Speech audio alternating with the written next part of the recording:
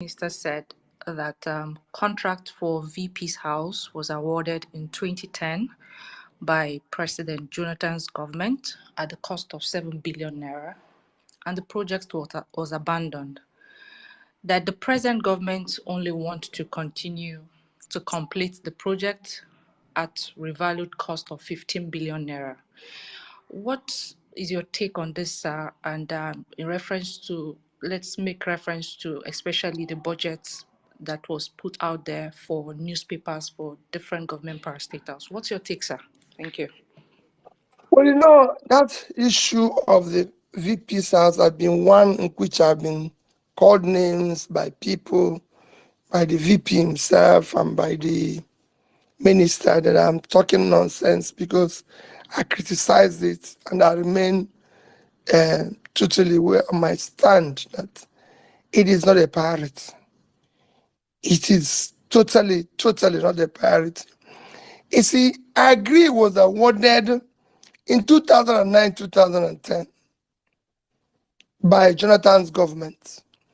But what makes a responsible government is that at the time you assume office, you should be able to listen to the people. Governance should be demand-driven. Listen to the people, look at the needs of the people, prioritize the needs of the people.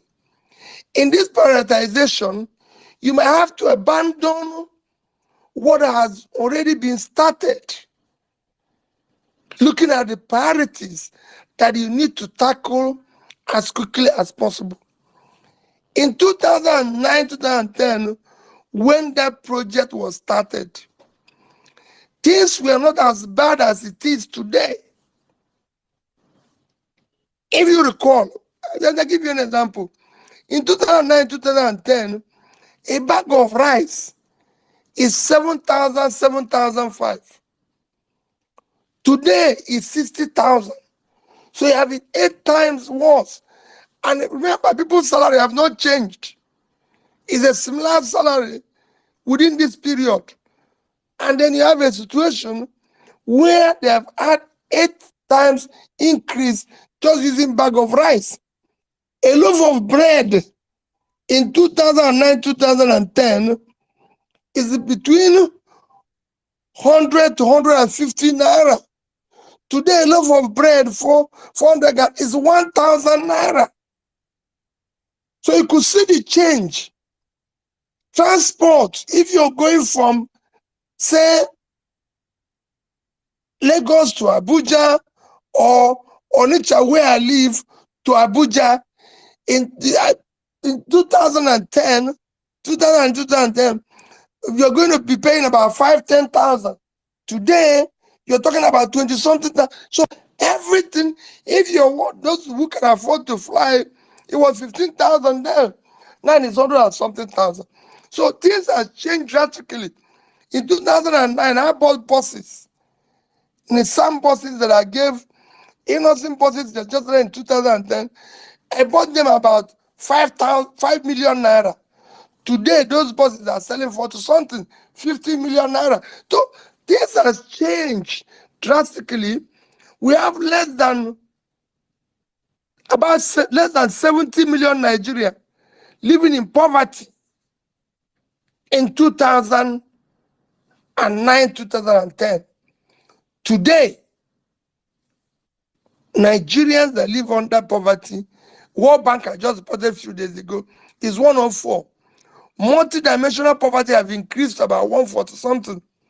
I can go on and on. You can't compare that time and today. Things has gotten worse. There's critical areas. Our inflation have moved from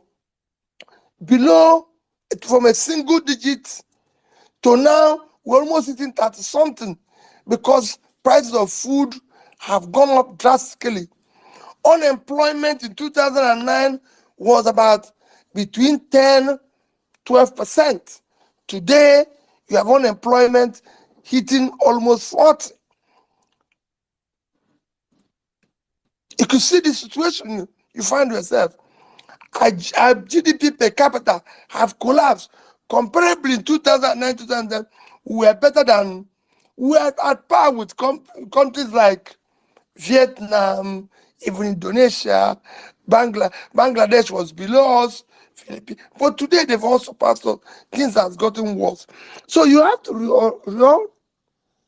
look at your priority, reorganize your priority. You don't go and start doing things that you used to do when you have privilege of eating a buffet, when you have very tiny money to just buy yourself a very basic a la carte. So you go for it.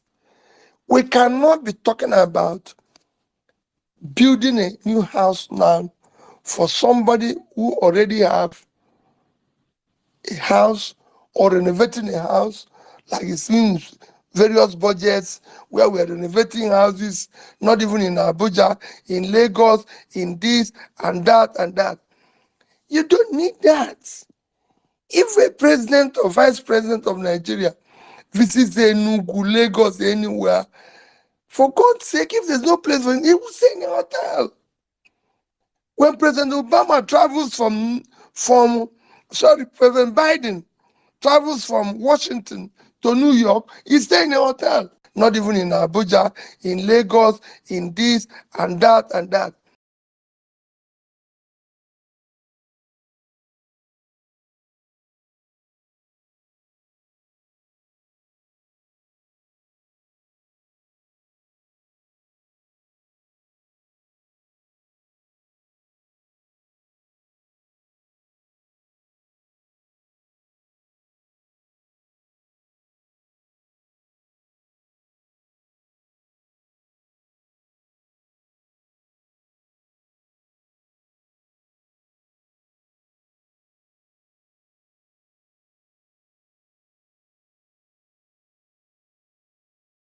Stay in a hotel for a few days. All these billions we have now should be invested in critical areas of development, which is number one, health, number two, education, number three, pulling people out of poverty. Imagine what 15 billion naira can do to improve our primary health care. Imagine what 15 billion naira can do if you give it to National Hospital to, to invest in their equipment. Imagine what you would do if you share it to major teaching hospitals of Zaria, Ibadan, Enugu, all. So there's so many things we can use it to do that is important now. Imagine what it can do in our area of education, basic education. Imagine what you can do if you decide to use it to pull people out of poverty by investing it in SMEs. There's so much you can achieve with that. And that is why I said, no, not now. We don't need it now. We can use this for something else that will go a long way in helping the nation. That is my understand by it. You should reprioritize it. I have been in that situation. When I became governor of Anambra State, go ask anybody. We have a big, I think Governor Soludo is trying to complete it now. We have a major project which is supposed to be governor's lodge, government office, everything. When they brought it to me, I said, listen, we can't embark on this for now. We have critical things to do. I recall telling somebody, because within 1 month I became governor, Nigerian Legal Council shut down our faculty of law in our state university. And I recall telling somebody, look at it now, our faculty of law is shut down, and you're talking about going to continue building that lodge. Now, since there's none available, I'm going to renovate what is there presently, renovate the office that is there presently, and go ahead aggressively and see that all these facilities are there. I built that faculty of law, which again will require improvements as time go on. I built it under 1 year just to make sure that those students were not thrown out of school. And there's so many other things that was happening then that we needed to do. We needed to do some critical things, including opening up rural areas so farmers can sell their goods at a better price and everything. Than going to talk about accommodation, renovation, and buying vehicles. So that's what my kids. And there's so many other items like that in the budget, which, like I said, I'm taking the budget one after the other. Okay, thank you very much, Your Excellency. Before we proceed, I would like to appeal to everyone here. Please do well to share this space on your various social media platforms, Facebook, Instagram, everywhere you belong. Do well to share this space. The more, the merrier. Let's get more people in here. So I'll pass the mic over now to Gloria to ask her question. Thank you very much, Ms. Pearls, and thank you, Your Excellency, for addressing the elephant in the room. We all know about the drastic changes in the economy. It's no secret that Nigeria is currently grappling with a series of unprecedented economic challenges. Now, some experts have even stated and claimed that Nigeria is on the brink of bankruptcy. If you were in the position of the president, what strategies would you have implemented to navigate these difficulties, Your Excellency? But even the present government said they inherited bankruptcy. So it's not just some experts. Everybody have agreed that we're bankrupt, and everybody knows we're bankrupt. If you're going to use almost 100% of your revenue to service debts, what else you need to know that you're bankrupt? First is that a bankrupt person has to behave like a bankrupt person. And the first thing you do is to cut your cost. You cut your cost. You do things that shows responsibility of going through difficulty. The way we're going today is not the way somebody who is bankrupt or near bankrupt should be going. I've said it repeatedly. The cost of governance in Nigeria is criminal. There's too much waste. Those wastes have to be cut off. And you've seen me complaining it, whether it's going to United Nations or going to COP in Dubai or doing this. All these things people think is it. I'm saying this because I practice it at a lower level, subnational level, where you have difficulties that you have to manage your resources more efficiently. Ensure that you invest more in productive area in order to be able to manage your situation. Today we're borrowing money. A country in 2007, when President Obasanjo became president in 1999, Nigeria was owing about $27-29 billion. By the time he left, we were down to below $2 billion. Today, our dollar debt is about 47 billion. And then you have, by the time you add the local currency, we now have almost 100 billion debts in our hand. And we're borrowing more. And you're borrowing this money. The reason why all this borrowed money is not giving us problem is because we didn't invest it. We didn't put it into critical development areas. It was for consumption. So for me, the first thing to do is to apply the brakes on this consumption completely and focus on ensuring that all borrowed money are used in critical areas of development that is productive, that will impact on growth. Because that's the only way you can start turning things around in order to be able to generate more revenue, service these debts, reduce it, and everything. So for me, first is that we have to cut aggressively cost of governance.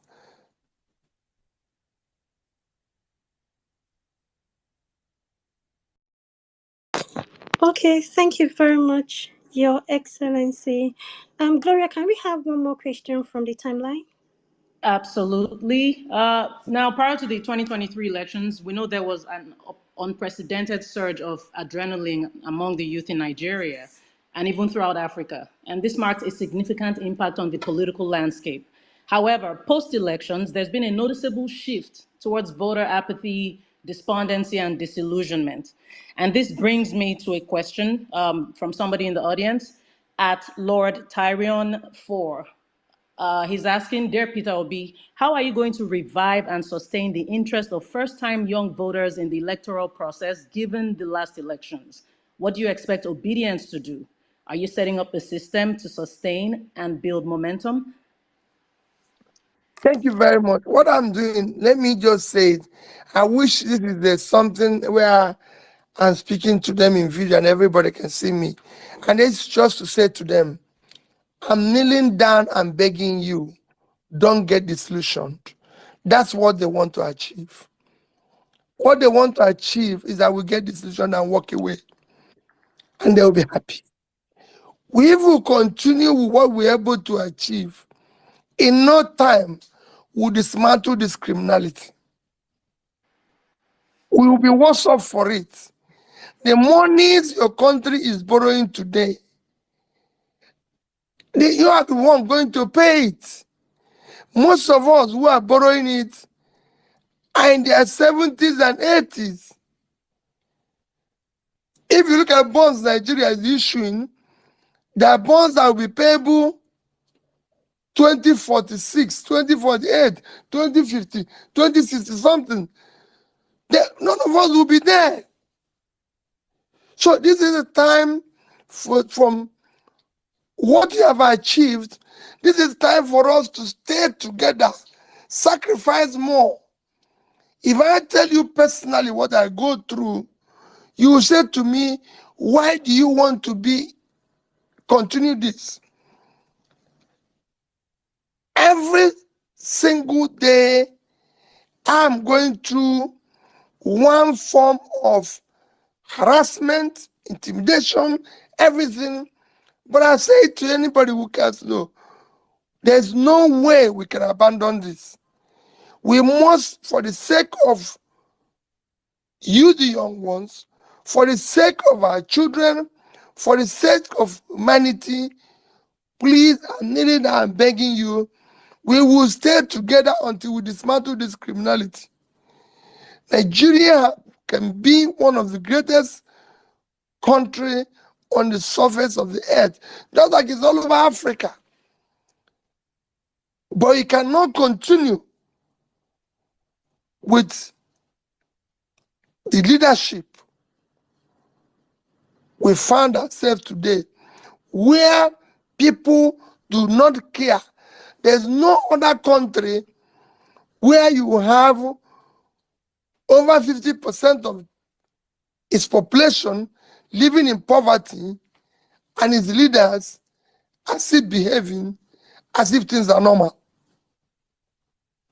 We're in a crisis situation. So do not walk away. Let's stay together. Of course, for me, be rest assured, I'm committed to it, and I will be moving around. We've started talking now. I said that beginning next year, we'll move around, say thank you to people, find people where they are, be able to say thank you, and be able to encourage them. I know the journey is difficult. I know that we are starved. I know that we're everything, but please, let's continue. Thank you very much, Your Thank you Excellency. very much, Your Excellency. So, guys, before we proceed, I would like to make an appeal again. Please and please and please, we have almost 7,000 people here, over 6,000 people actually. Please do well to retweet this space. Retweet this space right now. Let's get more people in here. Retweet, retweet, and retweet this space and share the link to other social media platforms you belong. Thank you, guys. Please retweet the space. Your Excellency, thank you very much for all your wonderful response to the questions. My next question has to do with labor. So, how do you intend to reform Labour Party? Because right now it just feels like Labour is like every other political party. So, people feel like the old order needs to be dismantled and a reform needs to take place. So, how do you intend to do this? Thank you. Well, let me tell you on issue of labor. You know, Labour Party is I'm not directly in control or running Labour Party. I'm just a member of Labour Party like every other person is. Like every other person is. Like every other person is. I'm just a member of Labour Party. I'm not. I'm not running Labour. I'm not the chairman. I'm not a member of a national working committee. So I don't even have a vote within Labour Party. I've seen people who said, I've seen people who said Labour Party that if Peter Obi cannot manage Labour Party, how can he manage Nigeria? And I said to them, I'm not in charge of Labour Party. I'm not the chairman of Labour Party. I'm just a member. It has nothing to do with issue of my office. If I'm the president of Nigeria or governor, or like when I became governor, I was in charge. I was able to say, these are my commissioners, these are the things that I want to do. And I went on and did them. In Labour Party, I don't have that type of powers. Everything that happens in Labour Party is done by the managers of Labour, which includes uh, the chairman and his team. But let me tell you, and I'm appealing to people, Labour Party is not our problem. I have passed through party. When I joined ABGA, when I was governor, nobody knew anything about ABGA. It was just a small party. When we were in court, we had a problem. People were saying the same thing. If P2B cannot deal with ABGA, how can he manage?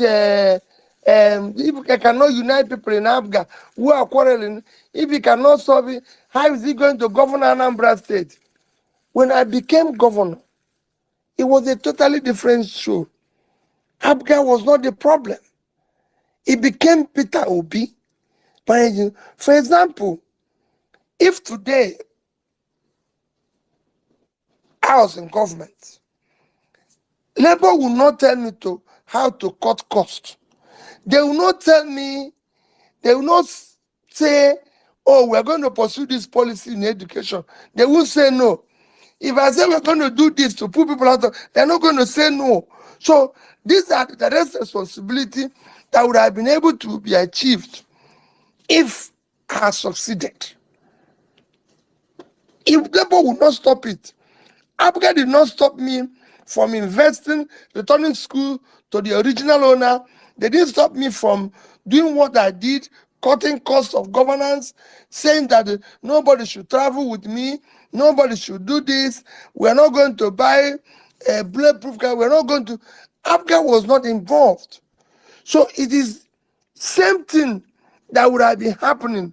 If I decide to travel to to go to, say,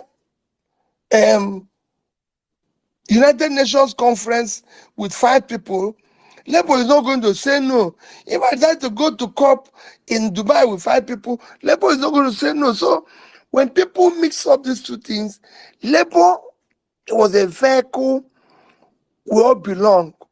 It is an ongoing thing. It is good to reform it, and that is being preached every day. To understand, that this is Labour is not a new party we formed. It is a party that has been there for years with its own distance, and you cannot remove it that it has some similarity with the existing ones. Yes, it is. But if we had succeeded, you would have seen different things. Change comes from a little number of people. If you look at when we are campaigning, you could see faces that are not traditionally partisan. The likes of Atedo side, the likes of Pastor Tommy, Aisha Yusuf, all these people. So it was like bringing people who have like minds and saying, if we succeed, we would have been reforming the country, reforming labor, reforming everything. But like it is an ongoing process. But I don't want a situation where people think, oh, that we must fix labor now in order to get to where we're going. It is all the same ongoing process.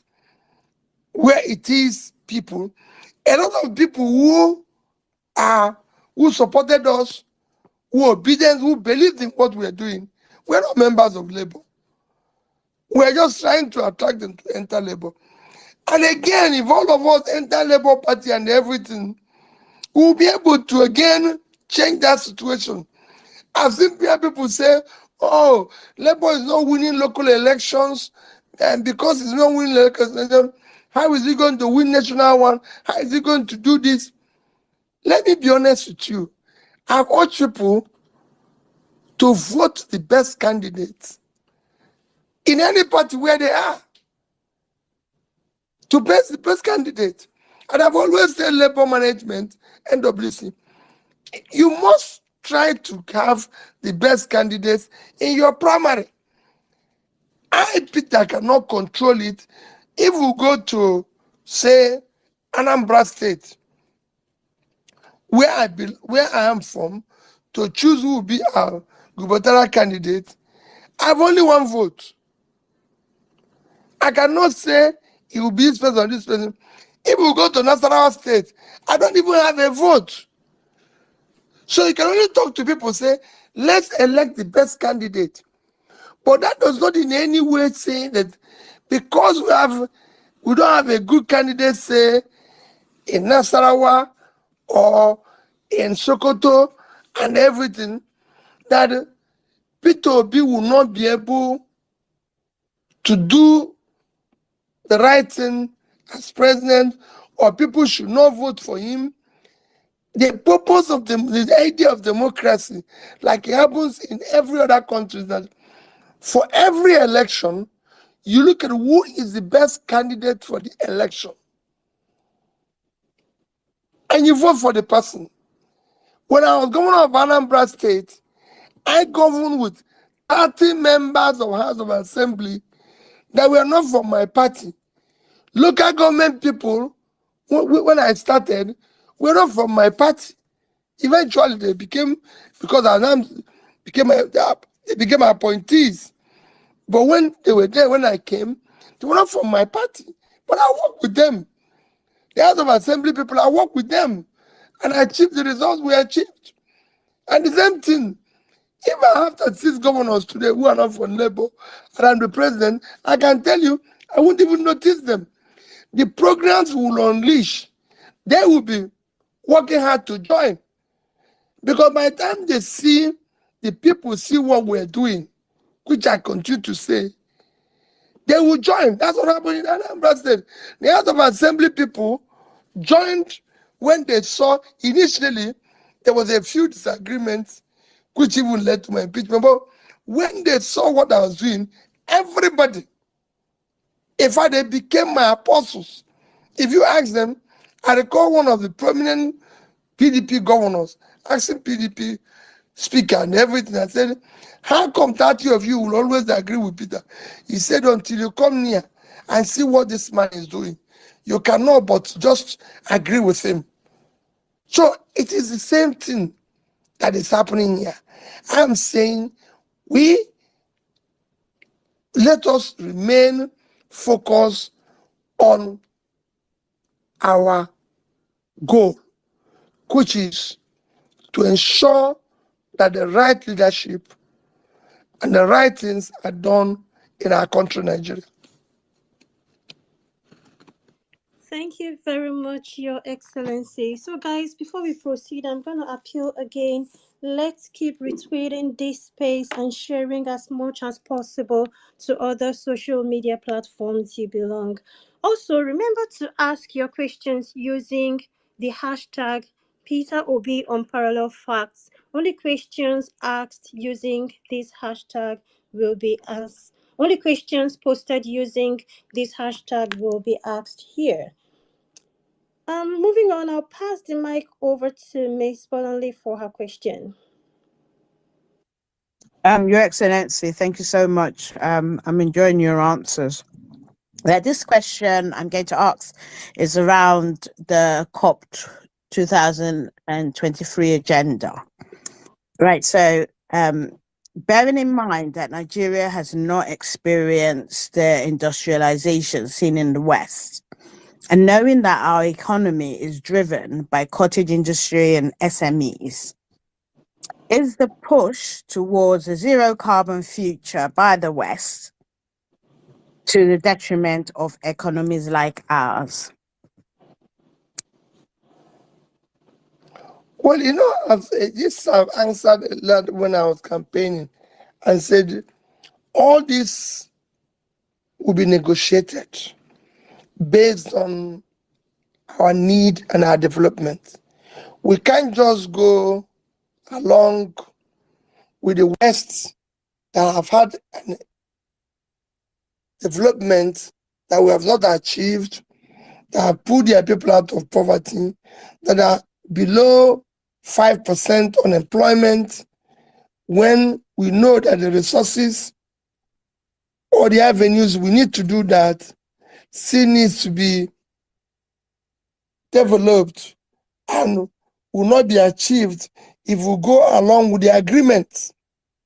But that needs to be something that we must bring to the table for people to see what we're doing. China and all this wasn't going along with them before. Today, they are doing very well and they're beginning to be part of it because they could see the impact it's having on their own environment. We haven't reached there. We need to do something more. So for me, it would be something we need to be negotiating as we go along to be able to suit us, to be able to fight and improve our situation, which is non-critical. We cannot talk about people are hungry, people need food, people need job, people need this. All this, as we do that, we'll be able to say, well, listen, we agree with what you're saying, but we need to do this in order to get this. We need to do this while managing what will see make our own environment and the global environment better. We have to also be able to do the things that will make us exist. Thank you very much, Your Excellency. Please, guys, again, I'm going to appeal. We have over 7,000 people here, which is great. The number here is very great, but unfortunately, we have less than 1,000 retweets. That's not fair. So please do well to retweet this space. Retweet as much as possible. Thank you very much. So I'll pass the mic over now to Gloria for her question. Thank Thank you. you very, very much, Miss Pearls. And yes, please, guys, let's retweet this space. Let's share. Let's not keep this space to ourselves. Come on now, let everybody know that Peter Obi is here with us. It's not every day we get this honor. Your Excellency, We know you're extremely popular. I'm talking global level popular. Yet there have been misconceptions about you and your political platform. For instance, considerable discussion regarding your financial dealings have come up, specifically allegations that you invested Anambra dollars in Fidelity Bank and even in your brewery. There have been allegations that you profited from these investments. Could you please clarify these claims and provide your perspective on this matter? Okay, thank you very much. Two things. One is that first is that no Nigerian, today we're talking about debt in Nigeria. No Nigerian governor ever that I know, maybe there is, that have been able to save $1. $1. Nigeria itself, you heard what the international financial institutions have said about our reserve. That our reserve doesn't even exist. And we're owing $47 billion today. So I want us to start from that premises.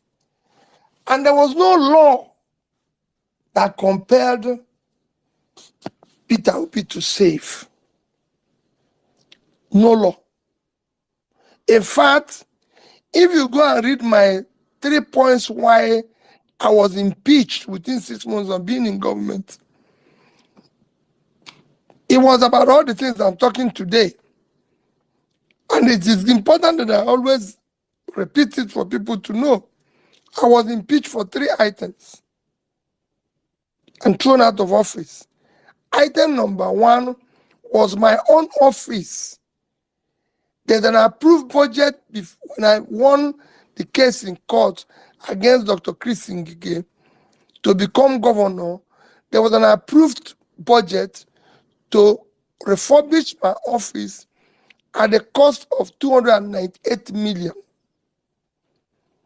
I did everything with 43,200,000. That was item number 1, why I was impeached. Item number 2 was, again, rebuilding, refurbishing of the governor's lodge.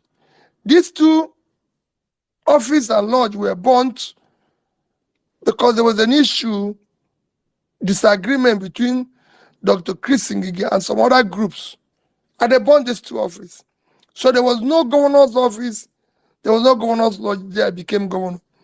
So, but there was a budgetary approved budget to renovate, to renovate the office and the lodge. That of the lodge was 486 million. 486 million. I did everything with 81 million.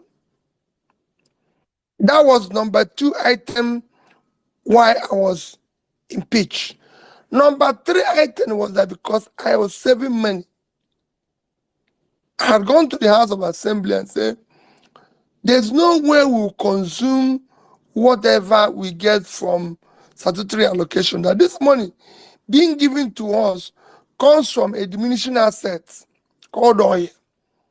And it is meant, this money is not meant for us, it's also meant for future generation.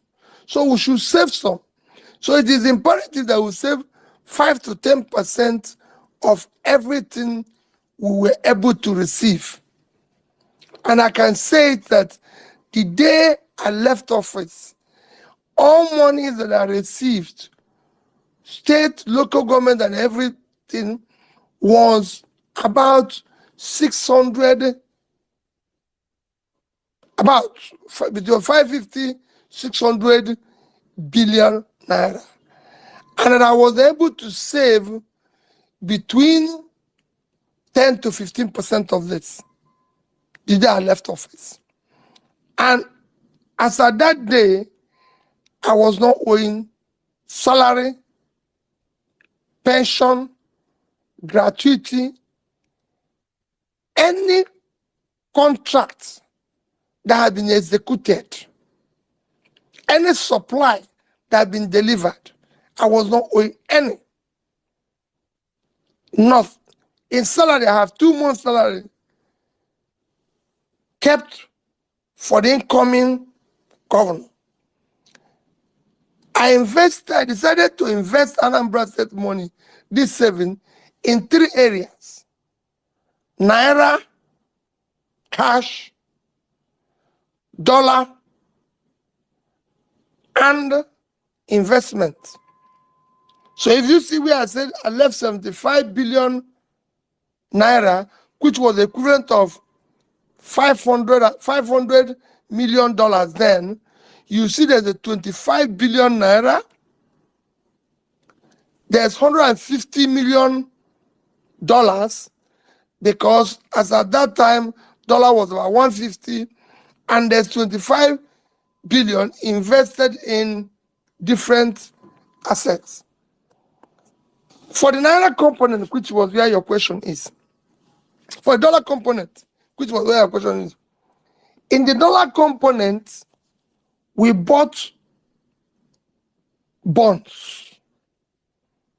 The bonds are specified with interest. For example, all of them was not invested in Fidelity Bank.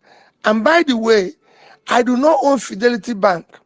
Fidelity Bank is owned by, they have a total of 500 and something thousand shareholders. Because I passed through Fidelity Bank, owned their shares and was chairman, everybody said, it's your bank. No individual owns bank. So other people are involved. No bank in Nigeria that I know, maybe I'm wrong, that one single individual own more than 20%. Maybe there is. So I do not own Fidelity Bank. But that is by the way, that's a story for another day. I did not invest this money, $150 million, in Fidelity Bank. Access Bank of Nigeria, I invested about $50 million. And they're all in bonds.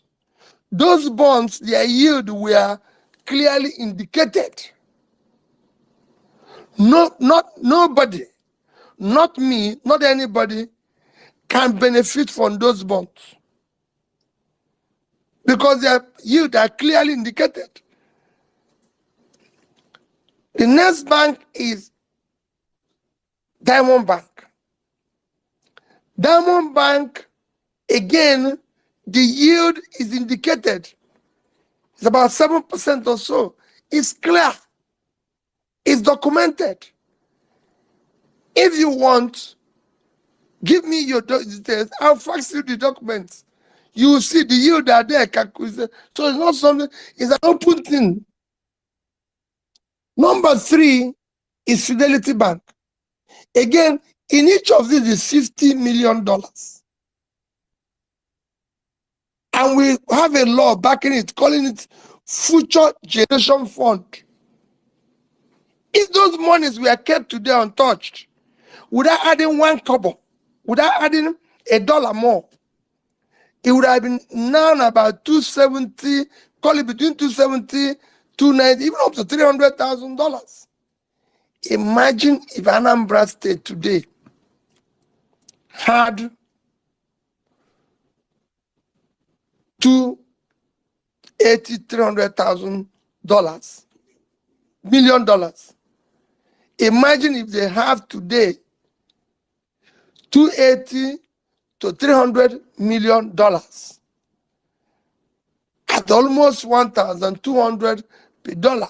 They will be sitting on 360 something billion naira. No other state has such. The idea was that we were saving money. I recall listening and reading with joy that Soludo signed with Afro-Exim Bank for them to support Anambra State, which is going to be a loan with $200 million. I recorded it with joy. And I asked myself, imagine if they didn't touch the one I saved, and it's about $300 million now, and Anambra is able to get additional $200 million, combine it, it'll be $500 million, because our target is that if they continue to save at the rate we were saving, by year 2030, Anambra would have had about $1 billion. And I will use 50% of it to support SMEs and unleash SMEs drive for exports. That's what happened, whether from China to Indonesia to Vietnam. It was a clear study when we started saving it, and we know where we're going. But that is the story for another day. So, my dear, I did not in any way benefit from it. I saved the money, and let me tell you what I usually tell people. When they were accusing me of that I saved the dollar and took the interest, and I said to them, I wish every leader in Nigeria since 1960 actually saved the capital and took the interest. The amount of money we would have had today, we wouldn't know what to do with it. Nigeria would have been sitting on trillions of dollars if people had actually taken the interest and saved it. But Nigeria is a place that, because it's a criminalized entity, when you do what other people are not doing, what they will be doing every day is to make sure that even that good you did is rubbish. Why will you do it? So instead of celebrating the fact that Peter Obi did not borrow money, Peter Obi did not do this, remember, they now say, oh, he didn't do anything. But I said, but I was number one in MDG. I was number one in education. I won the Gay Prize in health. I was number one in this. I was this and everything. So look at what we were doing. I won certificate for building the best rural roads, which improved farmers to bring this in. And if you come to the same Anambra State, you will see it and ask the people. They will tell you. Which is why in an election like it was last time, I can get 96%. Go to every school now, they will tell you wherever I pass.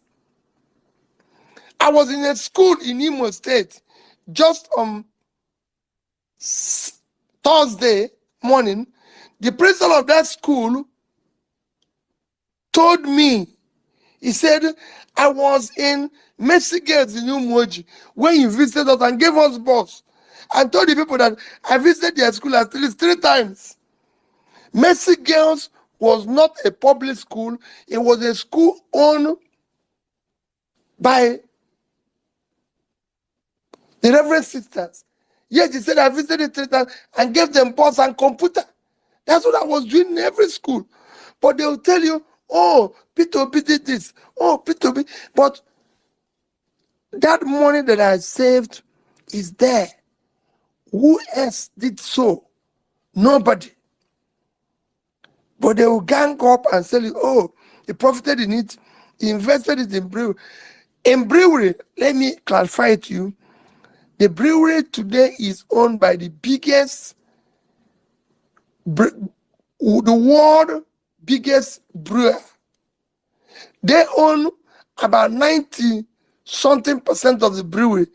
The entire entity put in Nigeria, which includes Rivers State government, Anambra State government, I think Osun State, don't even own up to, put together, don't even own up to 6%. So how could it have been my brewery? So when people talk, because we're busy attracting this, we had as a policy when I was in government, anybody that wants to come to Anambra State, any foreign entity, we will take 10% of his company as investment to support them, will help them to build road to their facility. Today, that facility, in terms of tax, is number one in Anambra State. Nobody's talking about it. Nobody's talking about those who are doing distribution, those who are making a living from it. It is to say, oh, it belongs to P2B. I can tell you, you can go and verify if in any way in the past, I left office 2014. Let me say, in the past 5 years, maybe when I was this is but from 2019, 18, 21, 22, 23, where there's any way that bill will pay people to be 1 naira. 2019, 22, 2020, so you can go on and see it. So the people will say, oh, Peter Obi did this, Peter Obi did that. Because they are is a gang up of criminals. How do we stop this one person who is trying to preach and do the right thing? And that's why I'm asking people to stay on. We can solve this problem. We can make these people place better. So I did not benefit from the dollar investment. I didn't take the interest. I left it for future generation. That was why I needed to explain this to you. Because it would be as if everybody saved and my own was different. No, nobody saved $1. So it should be celebrated that how can this man save $150 million? And my state was not one of the big states that were receiving this thing. We were the least in terms of receipts. States that receive more. Imagine what it would have been if the 36 states were able to keep the dollars that are kept, and today is 300 times 36. It would have been over $10 billion, and the states are not owing. Imagine what the country would have been today.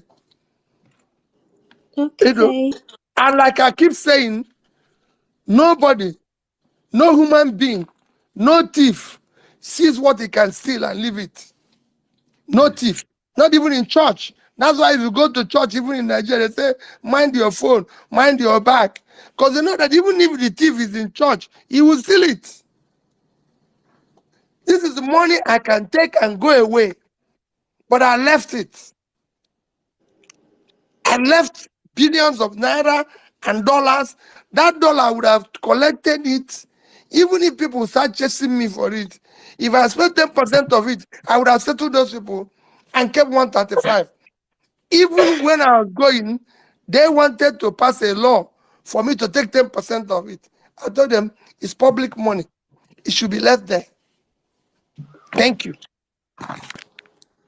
Okay, thank you very much, Your Excellency, for that response. I remember pre-elections, I had a Twitter space where I invited Commissioner of Finance who worked with you, Eze HAC, and he came and spoke extensively on this and also presented some documents to attest to most of these things you've said here today. Thank you very much, sir. So real quick, I'll pass the mic over to Arewachik for her question. Thank you very much, Ms. Prowse. All right. Right now in Nigeria, we tend to have something very worrisome happening, and we can't but be left. We are kind of worried knowing that we have major corporations like GSK, Procter and Gamble, and Unilever. They've exited Nigeria. What are your thoughts on these developments, sir? Thank you. Well, thank you very much. I've said it before that we must move from consumption to production. And that means you have to support businesses. Businesses thrive in a conducive, business-friendly environment. Businesses thrive in a conducive environment. Businesses thrive where there is disposable income, so people can buy their goods. My sister, 15 years ago, P&G, in their global body, took Nigeria as a country of strategic importance and built a world-class distribution facility in Abara. And for them to abandon it today takes a lot, because things have collapsed. When I answered about who was the person that was comparing 2009 till date, it was very simple. In 2009, 2008, when they took this, they saw a country that was growing at 6-7%. They saw a country where things were getting stronger and better.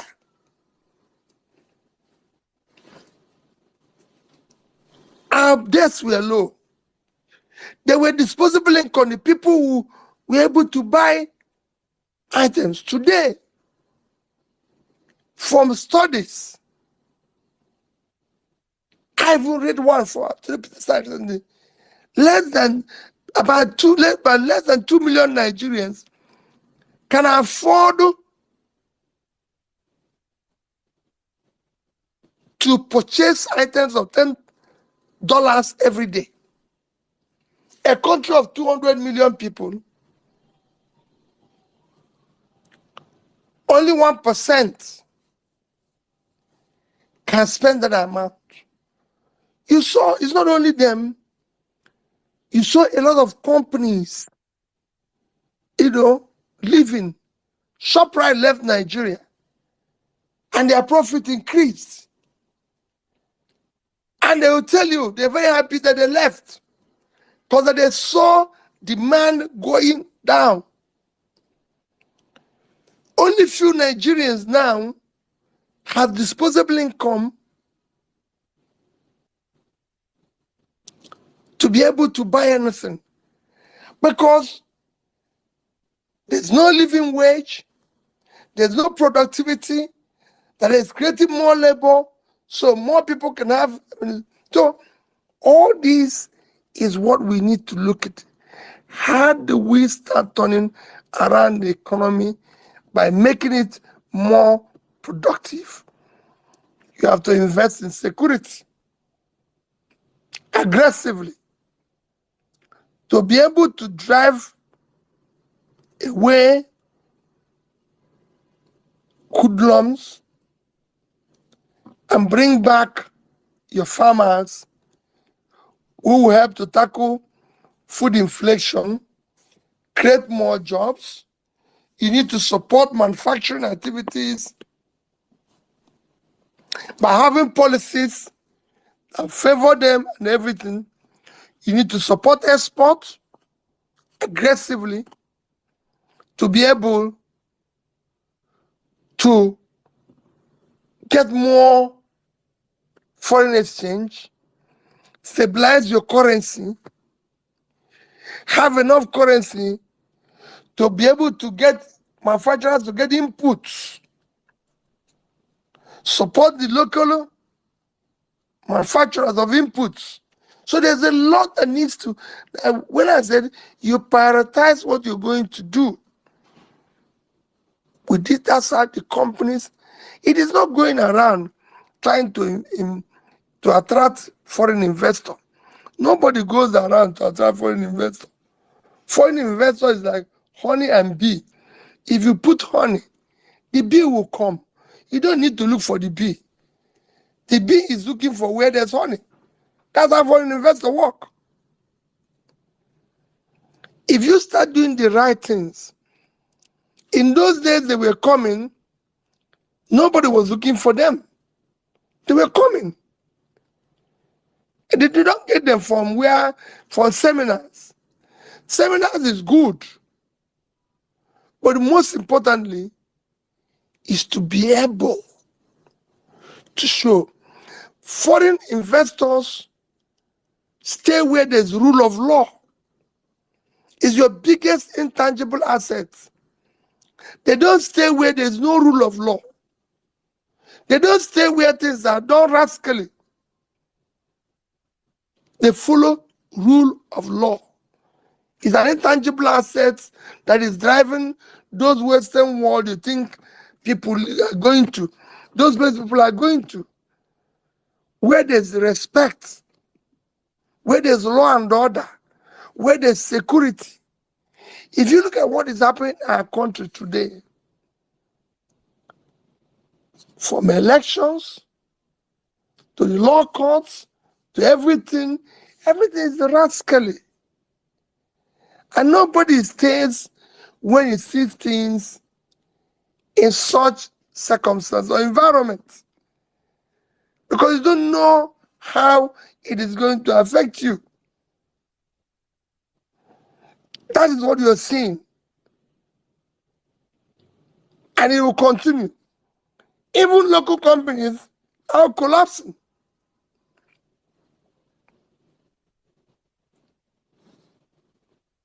Okay, thank you very much, Your Excellency. So, on to the next question now. But before I go ahead, I would like to appeal again. Let's do well to keep retweeting this space. Thank you very much. Your Excellency, you said we are now the opposition. That's very interesting, but how does this really feel? And how can people from different areas, like the villages, rural areas, and people from the cities, how can they effectively play this part of being an opposition? Thank you. Well, I think that's what we're doing now by interacting, by trying to bring on. I'm taking notes of things you're complaining and everything, taking notes of your questions, taking notes of things. And well, it is when it comes to when you say in terms of being an opposition, those who supported us, those who are from the village, we're like their representative. We are like their representative. It is meant for us to be able to say, this is wrong, this is right, this is wrong. Before now, nobody, not that people don't talk, but there's nobody who, after election, that is consistent saying things are wrong. We should do this right. And that is why it is difficult. You will see that more and more people will probably say, oh, well, we can't continue with this struggle. Because for them, it does not get them to anywhere where they have to do this. Our policies have been transnational. So by now, P2B would have been settled, and he would start saying, well, let's wait till next 4 years, and then start singing, even join them in going to COP in Dubai and saying everything is going well, they're doing the right things, the VP needs a house in Abuja. That's how it happens. There's never been a situation where people say, well, listen, we are going to stay in opposition. We are going to do the right things. We're going to ask the right questions. And again, for government, that is why everybody's saying, this man, we must shut him down. We must find out what he's doing. So every day is one harassment or the other. Like I told somebody yesterday, I said, listen, I was talking to somebody yesterday, I said, listen, do not be surprised that in coming weeks or months or anything, they will do anything rascally. They can even kill somebody, or they can even put you in a way where nobody will know where you are. But whatever happens, I'm in it, and I'll remain in it. And I'm sure that if anything happens to me, there will be so many other people who will take on and know that we must dismantle this criminality in order to move forward. What the villagers, we are their representative. It is left for us to do the right thing. It's left for us to do the right campaign to say, these things you people are promising, these things you people are saying, where is he? You know, where are all the people who benefited from billions of money that were shared by previous government to SMEs, to transporters? After COVID, they told us they shared 10 billion, 20 billion to transporters. Where are the transporters who benefited? Can they come out and say they shared millions to SMEs, billions? Where are the SMEs? Where are all those farmers they gave money? Why will food not be cheaper today? Where are these are issues we must, because whenever Peter say, where is this billions that we borrowed? People say, oh, they put it here, they put it here. Where is it? So we need to ask that question. As they're borrowing more, the only thing in here today is borrow, borrow, borrow. Nobody's asking, this money we're borrowing, what is it going, what are we using it for? What is it impacting?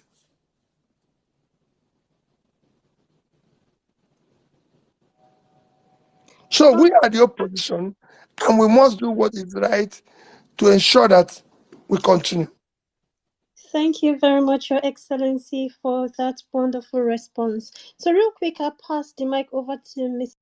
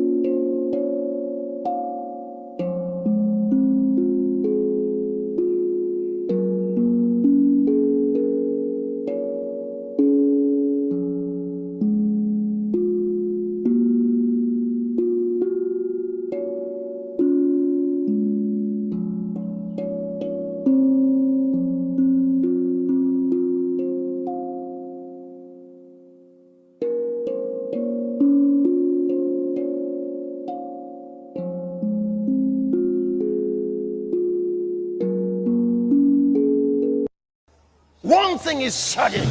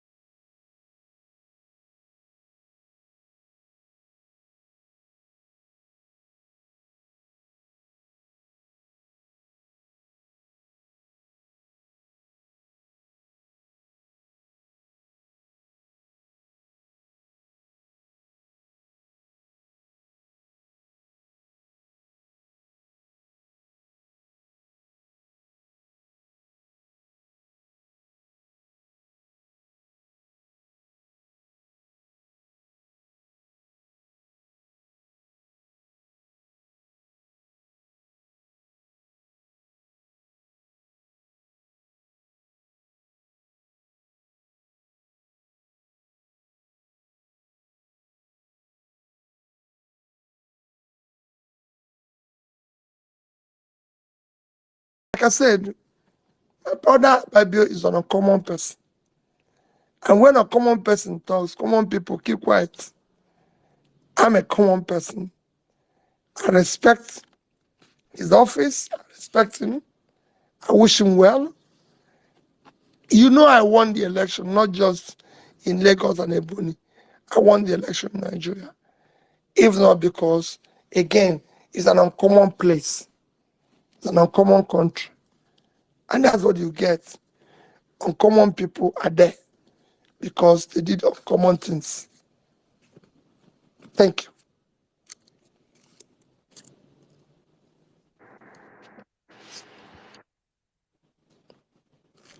Okay, thank you very much, Your Excellency, for your responses. So right now, I'm going to pass the mic over to Gloria for her question. Okay. Arewachik, have you gone yet? Let me just make sure I don't skip over you. Or maybe I. Okay. No, Okay. I haven't. Okay. Okay.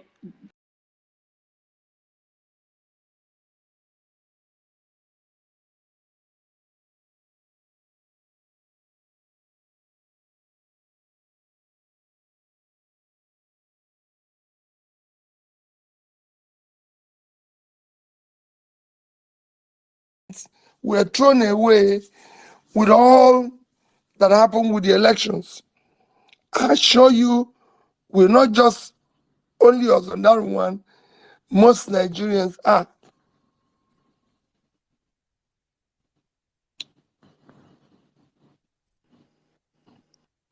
Okay, thank you very much, Your Excellency, for that very wonderful response. So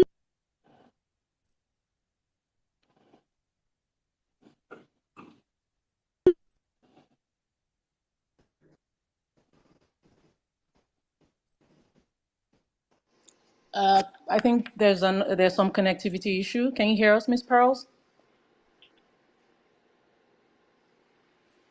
Okay. Maybe Mrs. Bolanle, can you go ahead with your question, please? Yeah, sure.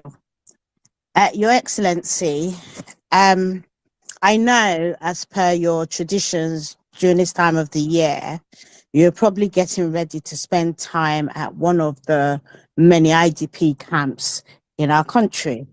What should be done to resettle our fellow Nigerians who have been stuck in these camps with no government support and no plans to better their situation? Well, quite frankly, it's a very regrettable position that Nigerians should live in a refugee camp in their own country when we are not at war. It is very, very regrettable. And I said it when we were campaigning. If we had opportunity, we would have aggressively tried to resettle them. We would have aggressively tried to care more about them and everything. Because when I visited most of them last year, all they wanted to hear is that they will go back to their community. That is the most important thing to them. And I think this is where government should concentrate. And that is why I've been on the forefront of criticizing government priorities. Because our priority today should be how to care for those that are suffering. Those in IDP camp, the poor ones who don't know where the next meal will come from.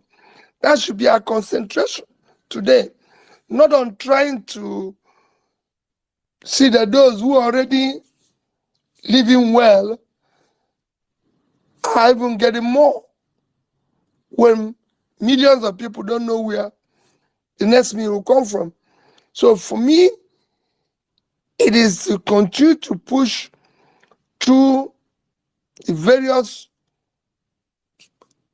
agencies of government by advocacy that these people needs to go back. Luckily, somebody like Ireti, who went with me to 2 camps last year, is not a senator. So she will continue to push. We'll discuss all this. This is time you and I have opportunity to talk about this people. So that's what we should be doing. Okay, thank you very much, Your Excellency, for your response. I'll pass the mic over now to.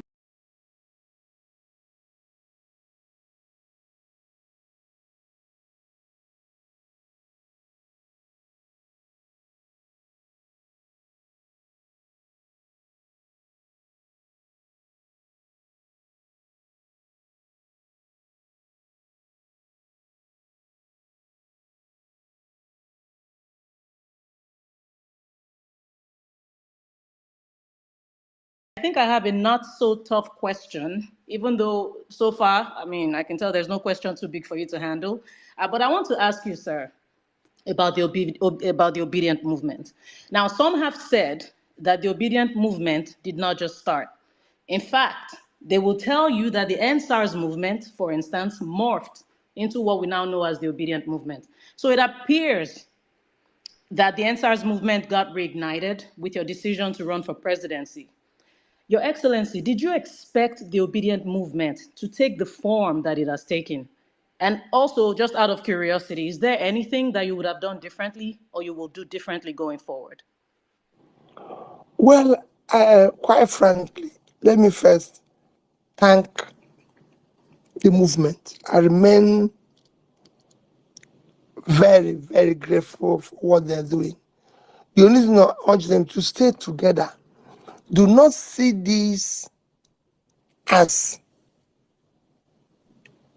Peter, you're doing it for Peter Obi. No, you're doing it for yourselves. Peter Obi is just one figure who will happen to probably represent not in full what you wanted, but near it. So, since it's at the forefront of it,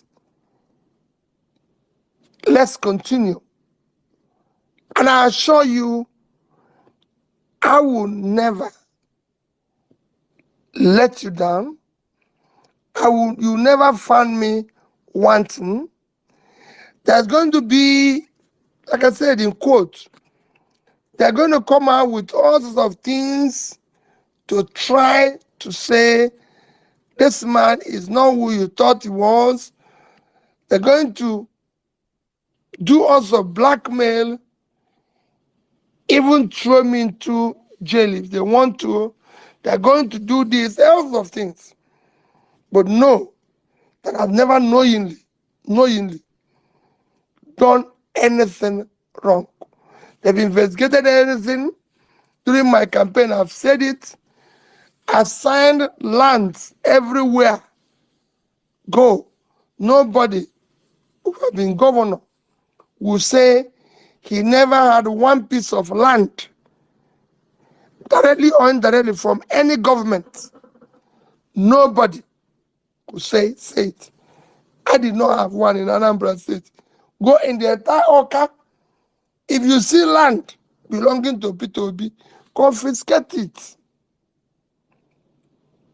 Nobody will tell you I have a law passed for pension and gratuity. I refuse to sign it. If I had signed it today, I would have had a beautiful house in Lagos, Abuja, and Oka. Since I left office, Anambra have not bought me a sachet of pure water. I'm not regretting all that. But they're going to come out with all sorts of things like they're telling you now, he saved dollar, benefited from it, when nobody actually saved $1. And I saved $150 million. When nobody saved $1. And I saved $150 million. Which in any other country, that would have given me the highest title available. If there's all highest award, it would have been a celebrated case. But it's not here.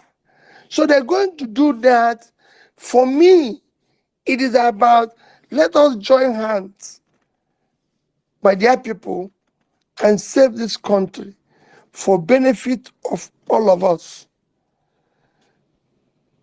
A brilliant movement where what I can call, like you said, it was from the answers, it was from the people in the villages and everything. Because if you look at it, you won't say that all those who voted for us, in some states we had 80 something percent, all those people in Edo, Delta, Anambra, and Imo, all this, we are not Nasarawa, Plateau, all this, we are not Benue, we are not NSAS people. However, they all are people looking for a better space, a better thing. Jos, I grew up seeing Jos as a place where everybody want to go to. I recall then when I was in the banking industry, as chairman, we're going to say, everybody say, let's go to retreat in Jos. I was telling people when I was in Kaduna 2 few days ago to see the people affected by the bomb. I showed somebody where I stayed in Kaduna for 2 weeks. Now before, for me as a trader, I booked a year to come to Kaduna Trade Fair. A year, I book hotel a year ahead of time to be able to attend Kaduna Trade Fair. I go to Kanu. I tell people that I used to come, stay 1 week, 2 weeks in Kanu because I have to do business. All the factories were in Bompai, Sharadan 1, Sharadan 2. I have to stay there. The businesses were going. I used to travel. Nigerian Airways was going Lagos, Kanu, London. London, Kanu, Lagos. That I used to arrive Kanu 4 a.m. in the morning from London, start meeting by 9 till 6 in the evening, go back to Lagos with the same Nigerian Airways. I used to come, stay in Kanu 3 days, from there to London and back. These things were all gone. Travel from Kanu with Nigerian Airways to Enugu, all these things. So all these is things we have looked at and said, how did we get here? Can we change it for our own children? Can we change it? It can. Those things are still there. It will take time. And whenever I see government upon government, I see they are not sacrificing towards that change as it's happened in other climes. So, the obedient movement, I urge them, stay together, whatever form it is. And for me, we will continue going forward. Maybe my little bit of understanding of, so where they are coming from, whatever it is, my plea is that let's continue to remain together, to not look at yourself where they're going to tell you, oh, you're from here, or you're from there, or you're from this religion or that. They're now trying to do everything to divide us, or telling you, oh, this man you're following is not who you think he is. He's a fake man. I've had even recent article that says I married a foreigner before, that this my wife is not the first wife I married, that I ran away from UK because, so you have going to get all sorts of things. And who knows what anything they can do, they will do. They've started by duplicating my identity, duplicating this and that. So mine is to urge you, let's remain the family we are. Thank you very much, Your Excellency. We are going to have one more question from Gloria from the audience on the timeline. Thank you. After Yeah, after which we will No, I think I open the. lost him. Your Excellency, can you hear me? Hello? Can you hear us, sir? Hello? Okay. Okay. Okay. So, Your Excellency, we are going to take one more question from Gloria from the timeline, after which we'll open the floor Hello? for the audience. I think he's not able to hear Miss Pearls. Your Excellency, can you hear me? Yes, I can. Okay, I think there's a connectivity thing, but I have a question from somebody in the audience. At Daniel, oh gosh, I don't want to mispronounce your name, but at DG D Benewe, D Benewe, sorry about that. He says hashtag ask PO a question. After the mistaken bombing of over 120 Kaduna citizens by the military, the Minister of State for Health said it was an act of God. Do you think these comments were well founded? Well, I don't think so. I don't believe in that. It's good to say it was a mistake that you can admit, but I don't believe in act of God. You can't go and kill people and say it's act of God. That is not the way to go. For me, I was there, like I said, these things do happen.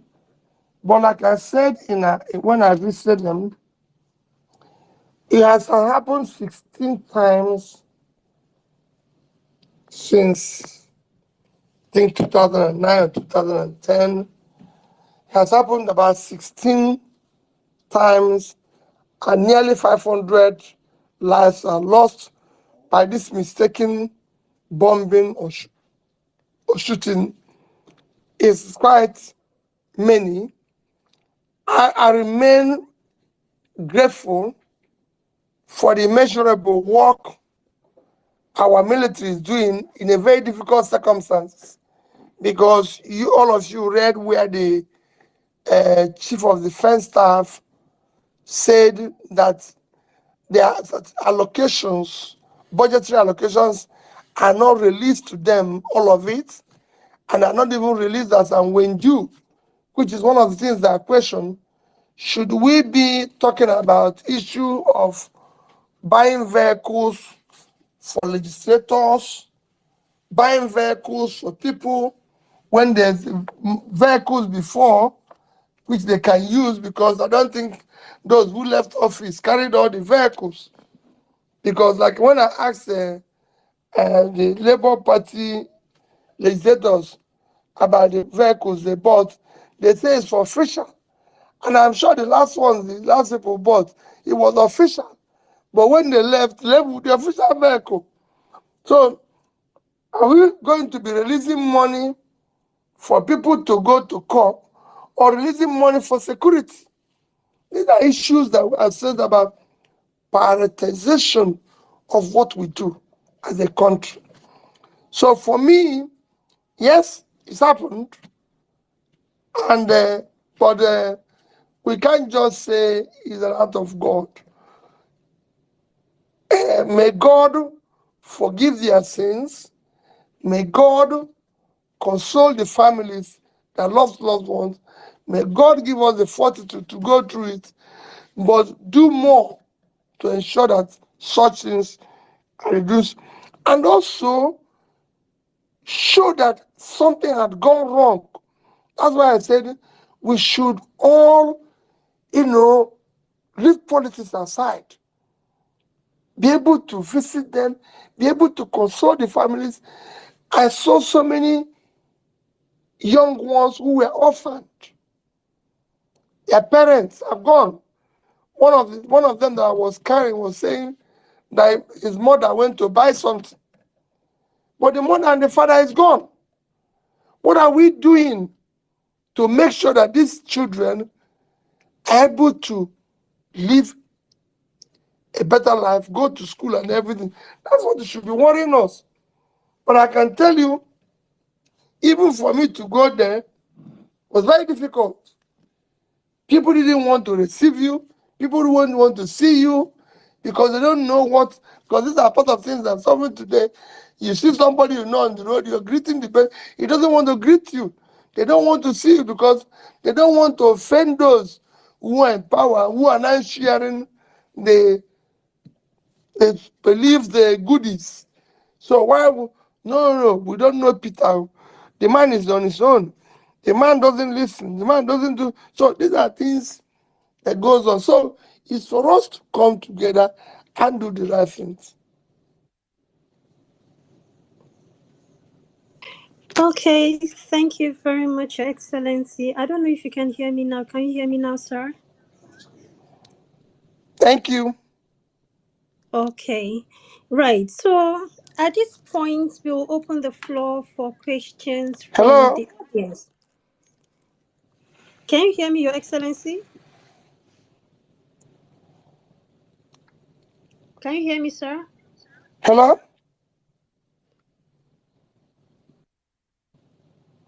Okay, I think we're still having a bit of connectivity issues. Uh, Okay. yeah, so Yeah, maybe so I'll be the translator for Miss Pearls. Miss Pearls, you can go ahead. Miss Pearls. Okay. So we can. Okay, so we're about to bring up speakers. Miss Pearls, are you able to? Yes, Gloria, Can you can you hear hear me? me? Can you hear me, Gloria? Yes, I can hear you perfectly. Beautiful. So right now we'll open the floor for questions from the audience. For the purpose of time, we're gonna give just 1 minute each to everyone to either ask a question or I'm make a comment. I'm not hearing anybody. Okay, so what Miss Pearls is doing right now, Your Excellency, is she's introducing speakers. So I think there's a connectivity issue where you're unable to hear her, but we'll get that resolved shortly, sir. But right now, what she's Okay. doing is bringing up speakers, and I'll let you know what we're doing next. Okay. Thank you. Thank you very much, Gloria. So, guys, we're going to be passing the mic around now to the audience to ask their questions or make a comment. If you want to do either of both, you can, but ensure you do that in just 1 minute. And for gender balance, we're going to pass the mic around one lady, one guy to ensure equality here. So, moving on real quick, let me start with Johnson. Hi, Johnson. How you doing? Hello, Pearl. I'm actually doing well. Please go ahead and ask your question or comment. Okay, thank you so much. And Your Excellency Peter B, it's good to hear from you. I think this is the second time I've actually attended this space with you. So my question is going to be real quickly because a lot of us in Nigeria watching the judiciary system, like to be very frankly, a lot of us have actually lost hope with the Nigerian judiciary. So I'm just trying to get your thoughts on how you think we can be able to reform the Nigerian judiciary in such a way whereby the presidency will not be controlling the other arm of government because they are supposed to be independent. But we can see what is actually currently going on is actually the opposite of it. So what are your thoughts on how the judiciary in Nigeria could actually be independent? Thank you.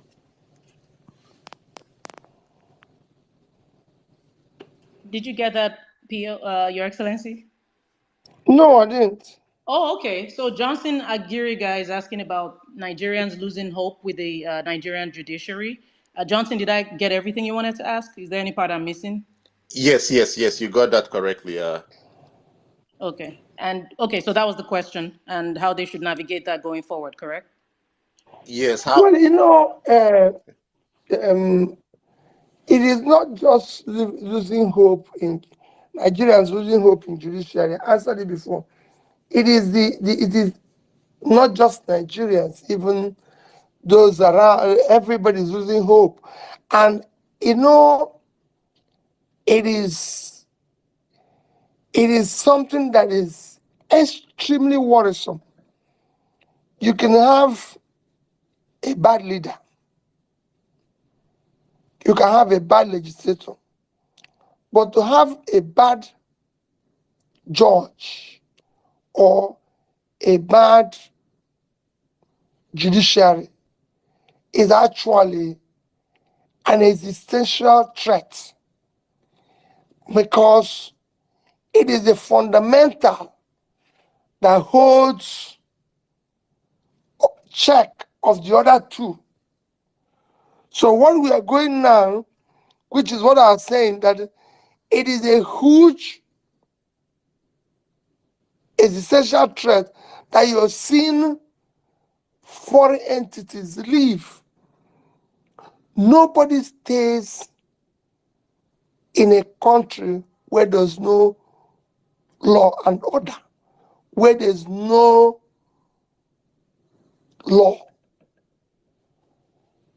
The biggest contributor to GDP of the Western world is intangible asset called rule of law.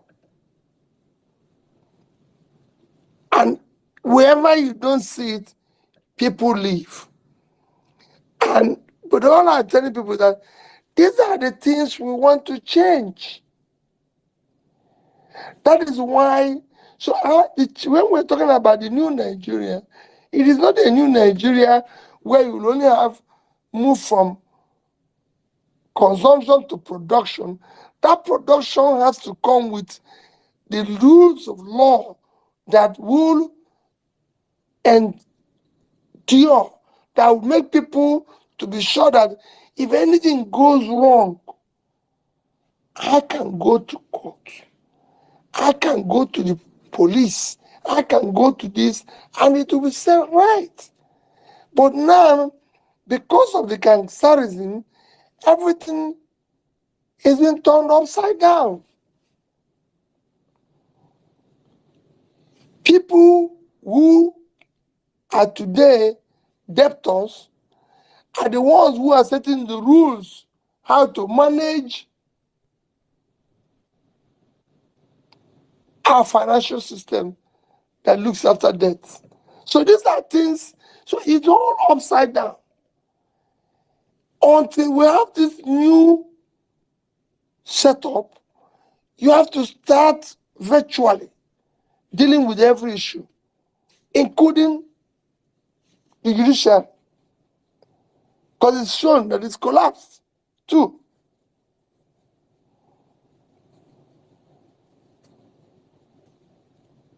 Thank Thank you you. so much. Thank you so much, Your Excellency. And we'll take another speaker now. Miss Pearls, are you with us? Yes, I'm here. Thank you, Gloria. So Okay. let's take Mhm. So. Hi, So. How you doing? I'm very well, thank you. Good evening, everyone. I'm just wondering if I'm audible. I just need to confirm that. Mr. Peter Obi, can you hear me okay? Can you guys hear me okay? Okay. Pio, can you hear Soul? No, I'm not hearing. Okay. So I'll Okay, trans. I'll okay. No, interpret for you in the meantime. no problem. Thank you. I'll make it short. My question is, he has been very, very consistent with the message of a new Nigeria being possible, and majority of us who buy into that narrative would like to know how we all fit into this message and how we ought to approach this reality in order to bring it into fruition. So, from his point of view, if he can address that from a nation building point of view, the tenets of the new Nigeria being possible. That's my question for Mr. Peter Obi. Soul, I am so sorry. I hate for you to repeat yourself. Could you please help me repeat that question? Thank you. What part of it? Well, technically, just uh, if he can address the tenets of a new Nigeria is possible, because he has been very consistent with that message. Thank you so much, Your Excellency. At Soul underscore TFD is talking about your slogan, "A new Nigeria is possible." We all, it's something we love to share, and he wants to know your stand on this, that a new Nigeria is possible. Well, I still say it, a new Nigeria is possible if we all work hard and we're able to again ensure that we have a change of leadership that continues to build on all the things we've been saying and preaching. It one requires one committed leader on the top. We are working with a team that believes in the same thing. It will change. And I've always tell people, we've experimented it somewhere. How could the Anambra State, that had its schools closed in 2000 and 2001, by 2007-8, be number one in education? So for me, we can get it right if we do the right things. But it requires a leadership that has a clear vision, that is competent, that have the capacity, the character, everything that is required to do the right things. Thank you so much, Your Excellency. Ms. Pearls, who do we have next, please? Okay, thank you, Gloria. Let's move on to Tosin. Hi, Tosin. Hi, Miss Pearls. Good afternoon. Hopefully, you can hear me clearly. Yes, please go ahead, Tosin. Thank you very much for allowing me. My president, His Excellency Mr. Peter Gregory Obi. Thank you Sorry, very much for all. my apologies, Tosin. Before you proceed, Hello? let's confirm if His Excellency can hear you. Hello?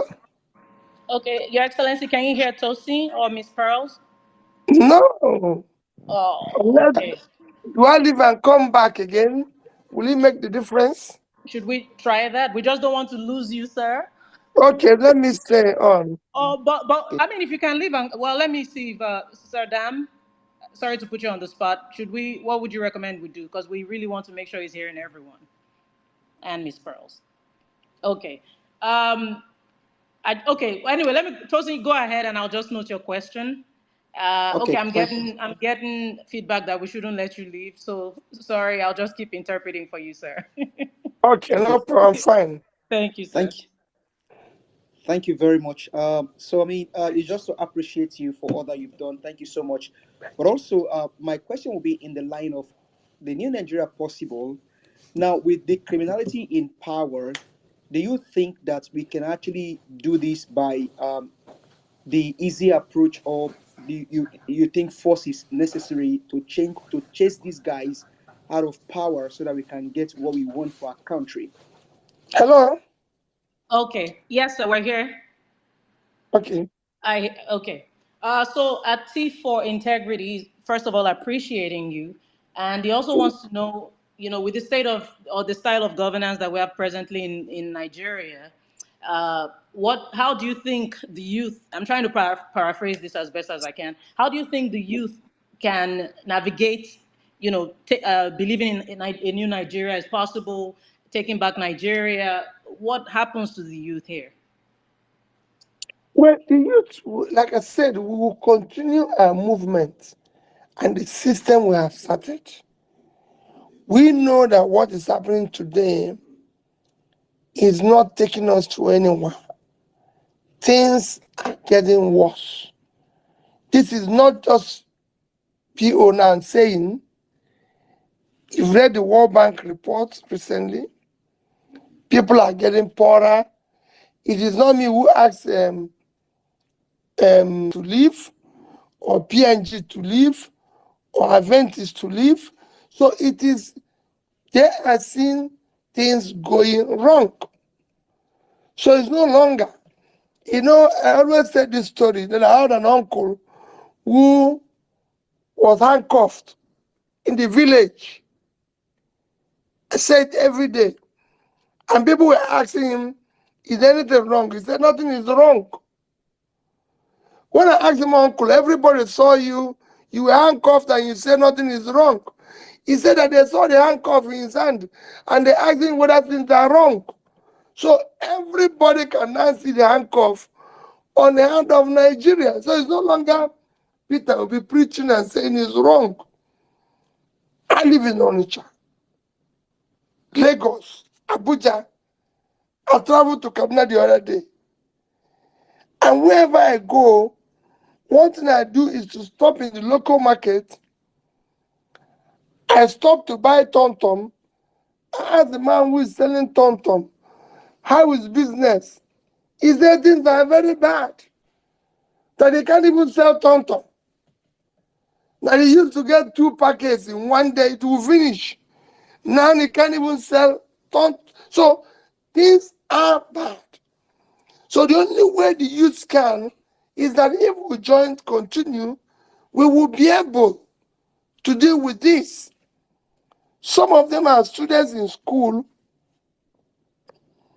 How are they faring? What is happening to their schools? They've been promised,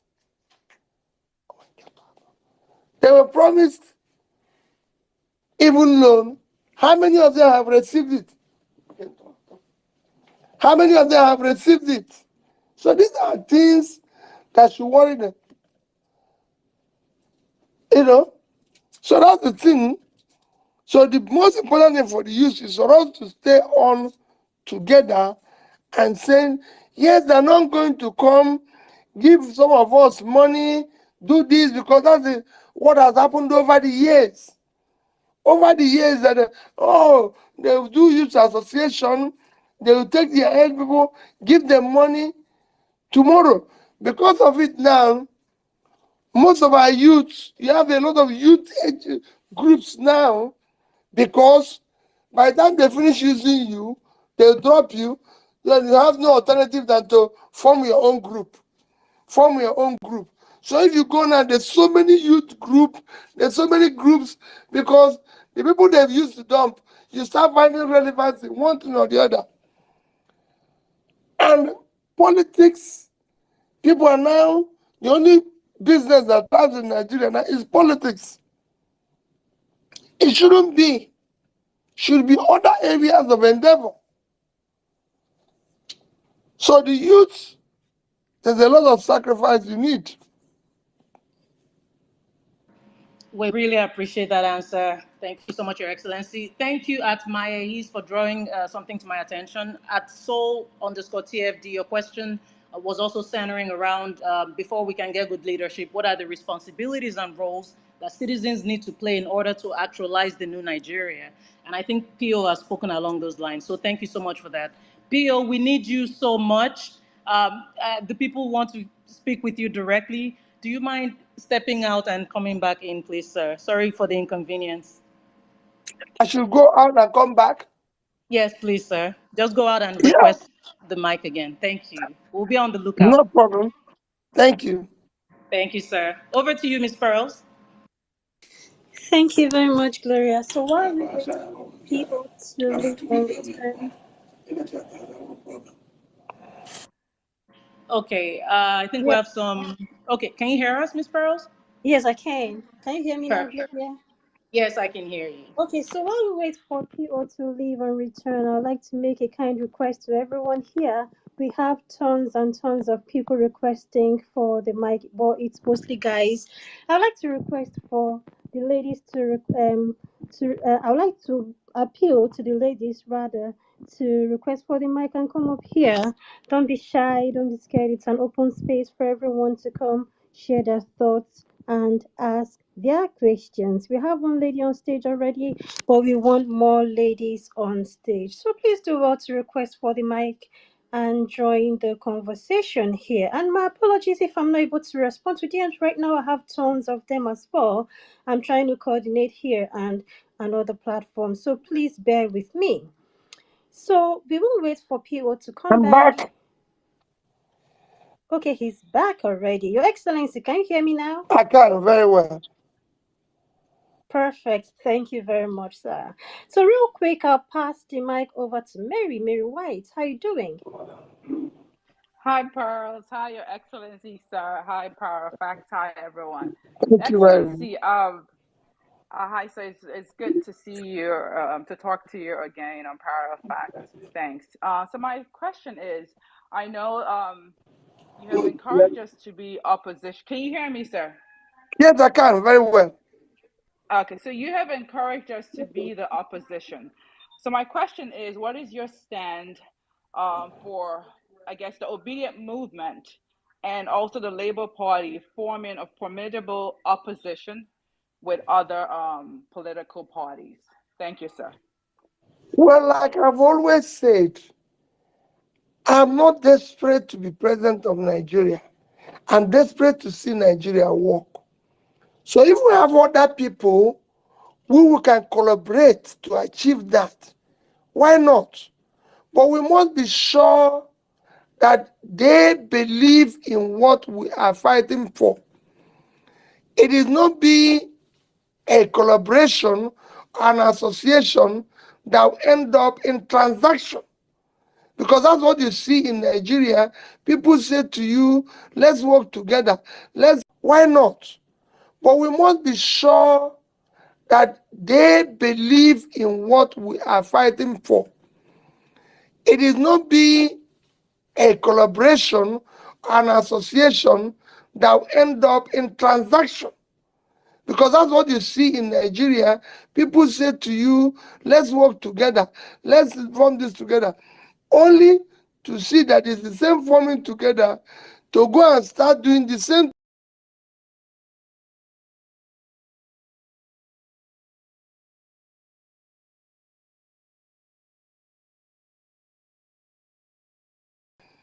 But they will have to come together where we are all going to sacrifice. I know what is happening to me now.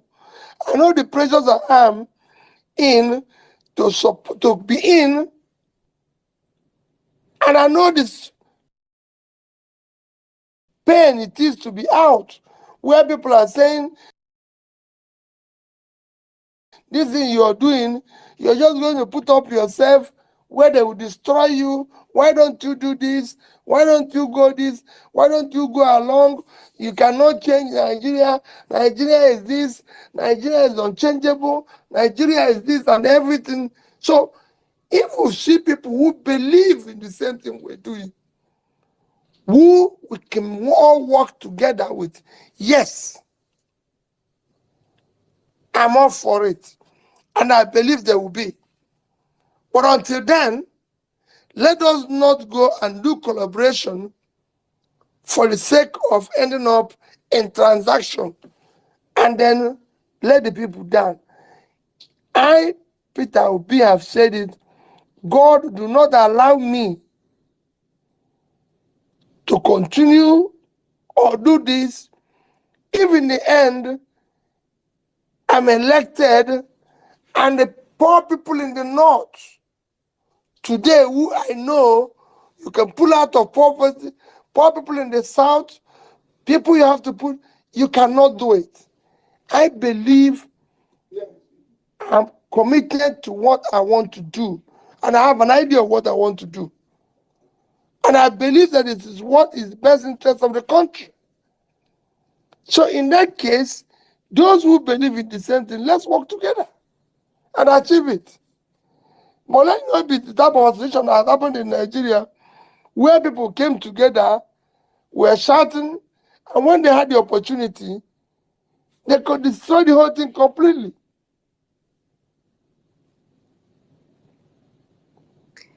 Thank you very much. Okay, thank you very much, Your Excellency. I hope you can still hear me.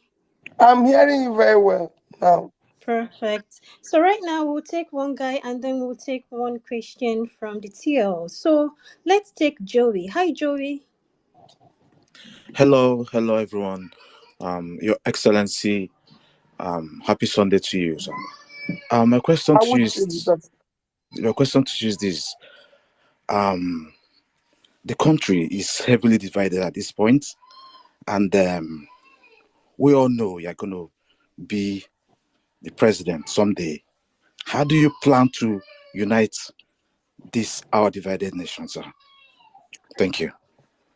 Let me tell you, our country is divided by transactional politics.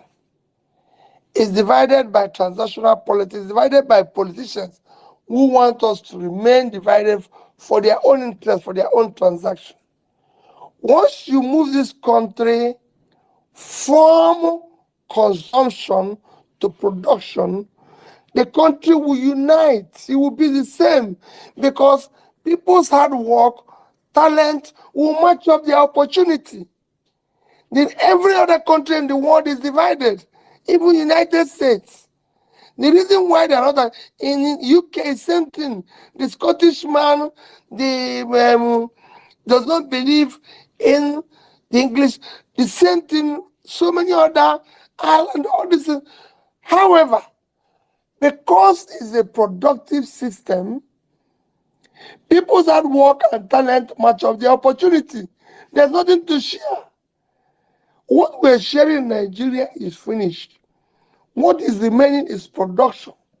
I have said we can make more money from the vast uncultivated land in the north than we make from oil. If you go to cultivate that land, the people in the north will have a job, they'll have a better place. The industry that left the north will come back. You go to southwest, the same thing. The industries that are here will remain. Nobody, you're not going to take the wharf away from here. There's wharf here, there's wharf in the port. If you go to China today, there's about 7 big ports. If you go to today, you said you're looking for the biggest ports in the world, you see that China controls about 4. It's in different areas of China, engaged in production. Same thing in Indonesia, any other place. When you start doing this, you find that there's little or nothing that divides us. What is dividing us today is consumption, sharing. And that's what is happening. It is because we're dancing. We're now in Titanic, where people are sinking, those on the top are still beating their drums and dancing. Once we come to do the right thing, it will. In Anambra State, when I became governor, if you think these divisions is all over, it is all over the place. Even if you go to your family, when I became governor, this one will say it's from north, it's from south. When I started working, it disappeared. There's nothing. If you look at the youths from the north, the youths from the southwest, the youths from southeast, central, north central, they all agree. Nobody today in Nigeria buys bread cheaper. Nobody buys fuel cheaper. Nobody buys rice cheaper. JSK that left were domiciled in Southwest. Southwest people lost their job, as well as other Nigerians. PNG were domiciled in the Southwest. They left. So everybody is losing. It is not just people fight the country as quickly as possible, because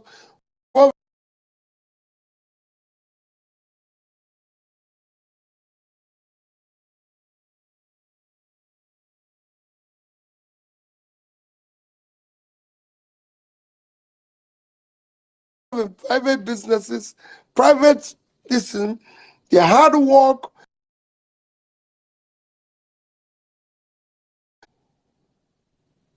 That is what it is. One area is for agriculture, one area is doing manufacturing, one area is doing this. But when you are sharing, is when you have ethnicity, division, along religious lines, along this, but in production,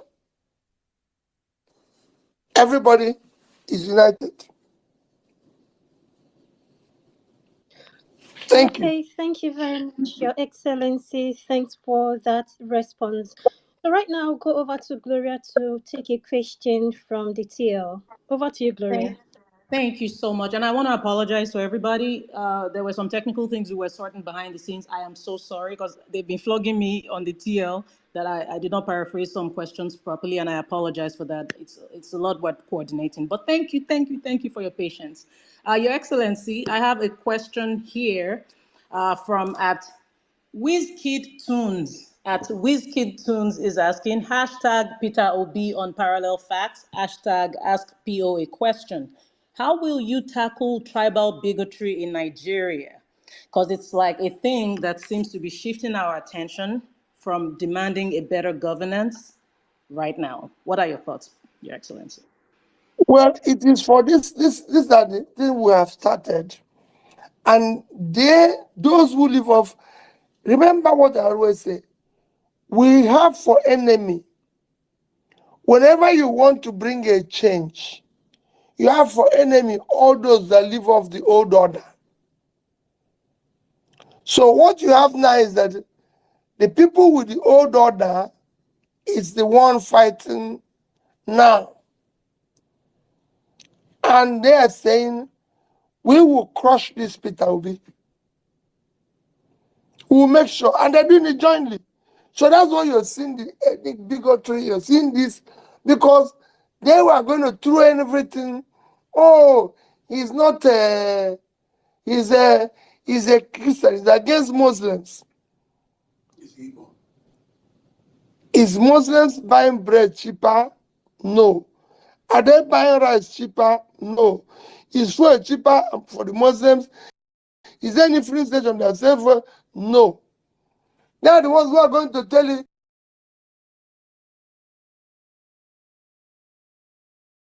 it's an Igbo man. Igbo man should not be. The Yorubas that are there today, are they buying bread cheaper?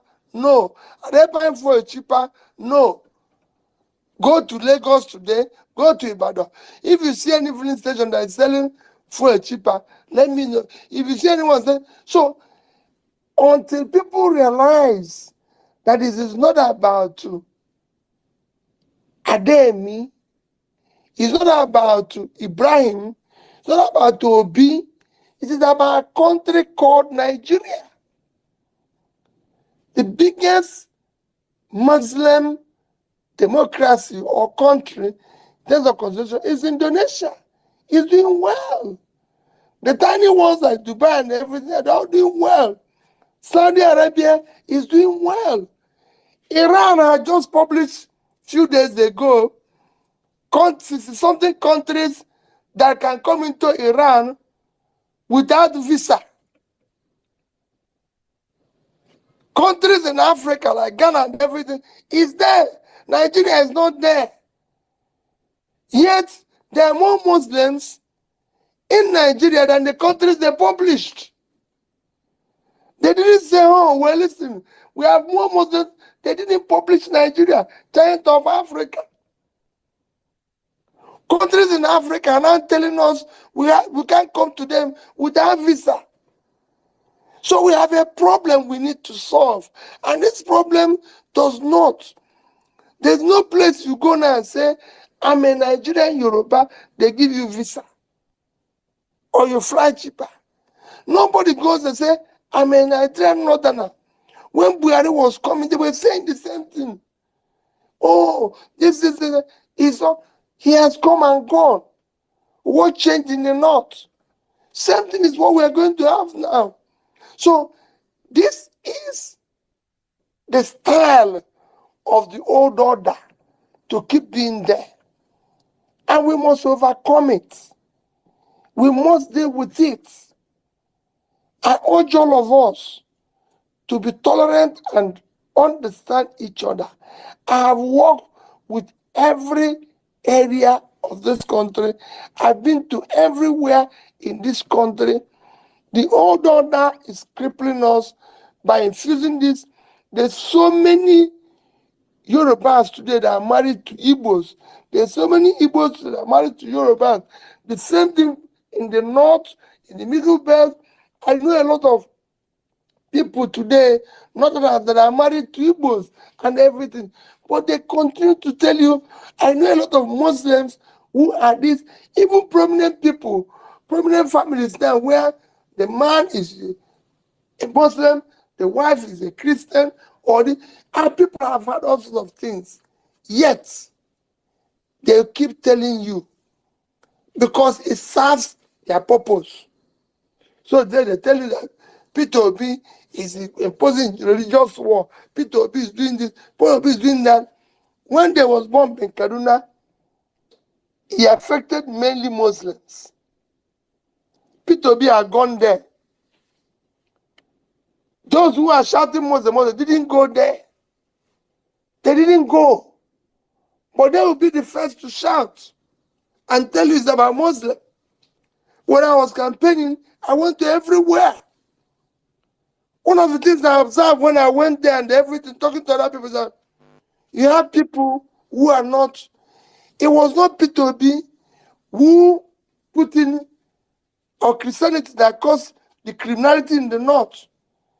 It was not Christianity that made them the people who are supposed to be educated not. No. And I have said I will start the turnaround from the north.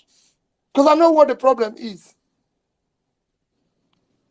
Because I know what happens in Kanu. I know what happens in this. So what they are doing is to continue to use this fear. That is what I want us to overcome. That's why I said to you, they will do everything. If they can't get out, they will deal with P2B. P2B might not be there for them. But I'm ready for anything. Anything they want to do. And I'm sure that if we get together, when they take P2B away, other people will continue from where I stopped. That is what is important to me. Okay, thank you very much, Your Excellency. Before we proceed, I would like to make it clear that this is not an obedient space, neither is it a Labour Party space. It's for everyone, APC, Thank PDP, you. our political And people. fantastic. Yes, sir. So please feel free to request for the mic, regardless of whichever political party you belong to. Request for the mic and come up here and ask His Excellency questions. I'm sure he'll be very glad to hear from people from other parties. So let's proceed now by passing the mic over to Joyce. Hi, Joyce. Hello, everyone. My name's Joyce Onyemua. I'm a broadcaster with Nigeria Info FM Lagos. And my questions first would be the concern of insecurity, such a large problem in Nigeria. It's been consistent and has been persistent. I would like to know what you would do differently, and if you can tell us what, in your opinion, is the reason why the problem of insecurity has remained unchanged.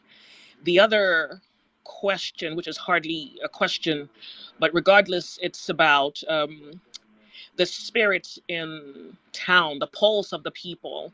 As a broadcaster, I tend to both interact and hear people give me what is their latent fears. People have become despondent, and that causes them to despair.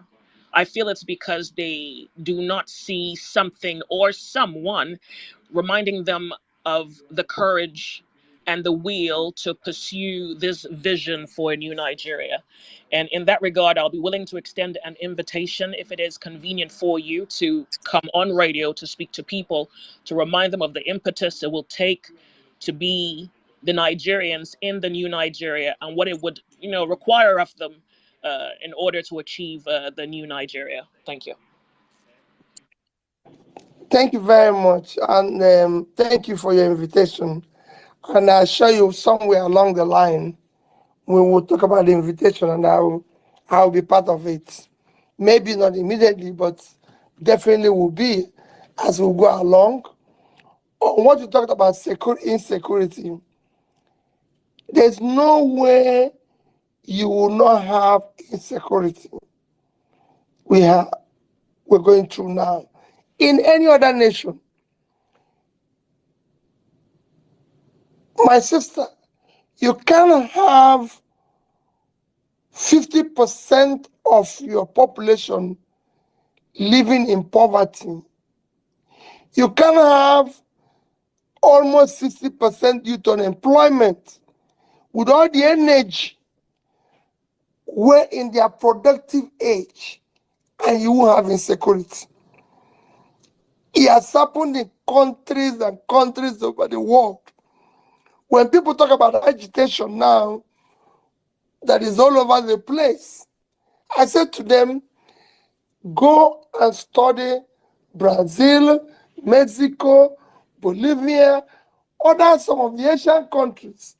These things were there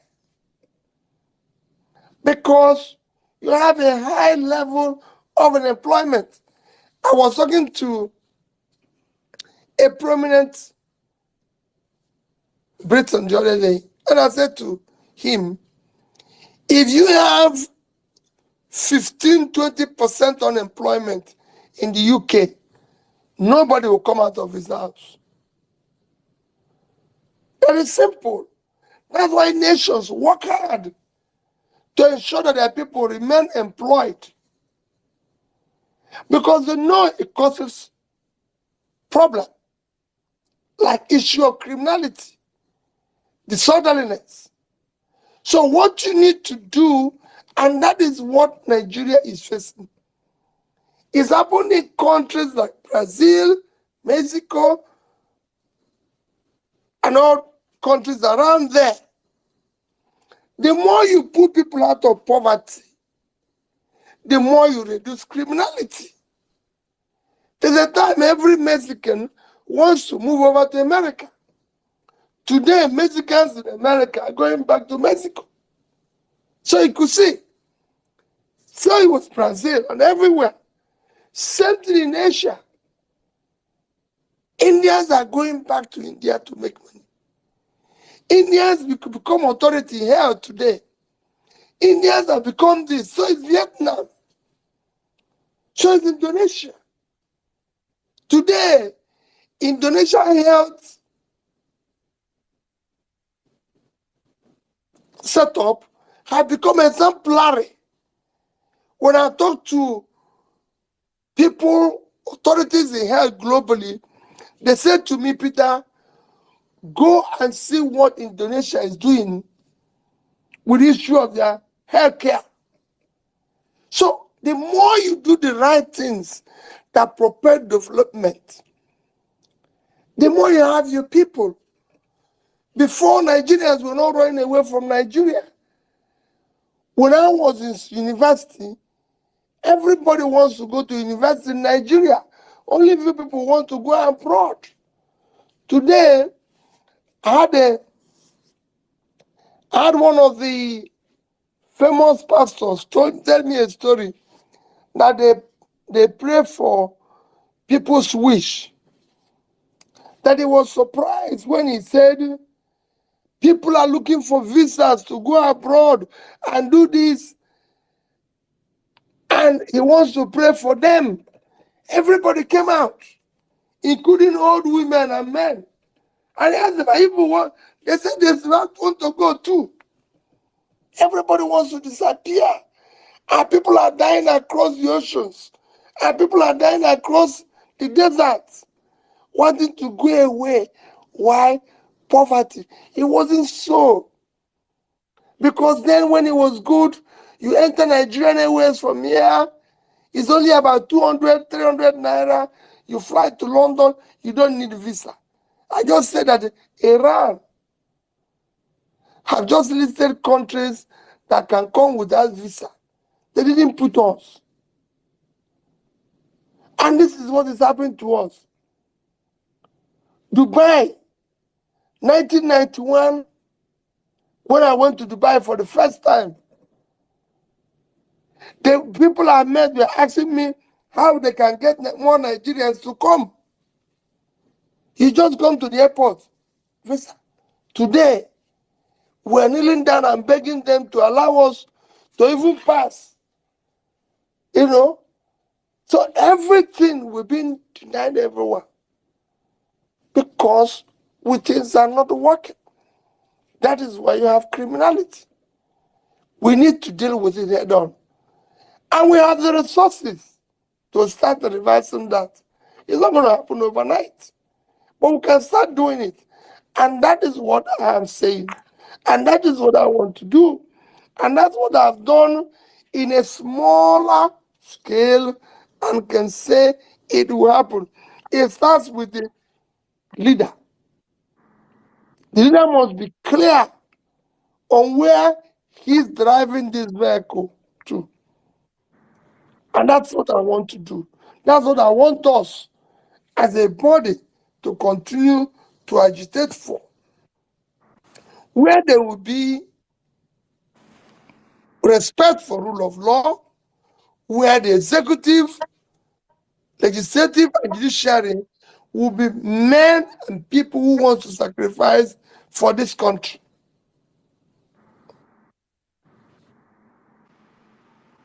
Okay, thank you very much, Your Excellency. So moving on real quick, I'm going to take a guy right now. Let's go over to Indifreke. Hi, Indifreke, how you doing? Hi, good evening. Please go ahead. Good evening. I, I've been requesting the mic. I am so honored to have been given the mic to be speaking to Mr. Peter Obi. I just turned 29 today, and this is such a blessing. Oh, happy birthday. I wish you the best of it. Amen. Thank you so And I'm much, sure sir. you'll be part of this new Nigeria. These are the people who want to change it for. Sir, you've given us a good faith to be part of it, and we appreciate you. So, quickly, let me just go over. For one, each time I look at my country, I look at what the future holds. I'm reminded how resilient you are, how intelligent you are, how smart you are to overcome what looks like loopholes, the kind of things that are set up maybe to seek your downfall, to set you up, and all of that. And men, sir, you are so blessed, and you give us great inspiration to know that we can transform this country. Everything is possible. I won't lie, I'm still always looking out to wondering what can we do. So this is practically my question. Already this is my age. I'm smart, I'm business minded, and all of that going on, and as much as many other Nigerians, how really should we begin to act? We, like myself, I'm very hopeful, and I don't know how long I have to be hopeful, but because of men like you keep us spending. I'm reminded that yes. So I'm hopeful that something is going to happen. I don't know what's going to happen or how it's going to happen, but something is going to happen.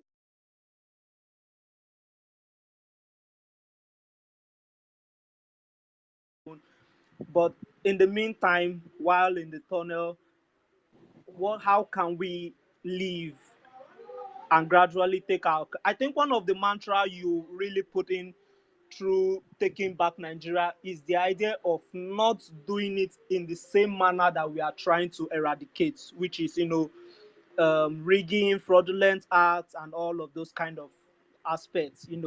So that's one of the things I really respect. So how can we all key into the ideas, the strengths, and the vision, like in governance, in business, and it's just a whole lot, sir. Hello, can you hear me? Yes. I've been a businessman all my. I've been a trader. I've been everything. What I tell people when I was trading is very simple: do the right things.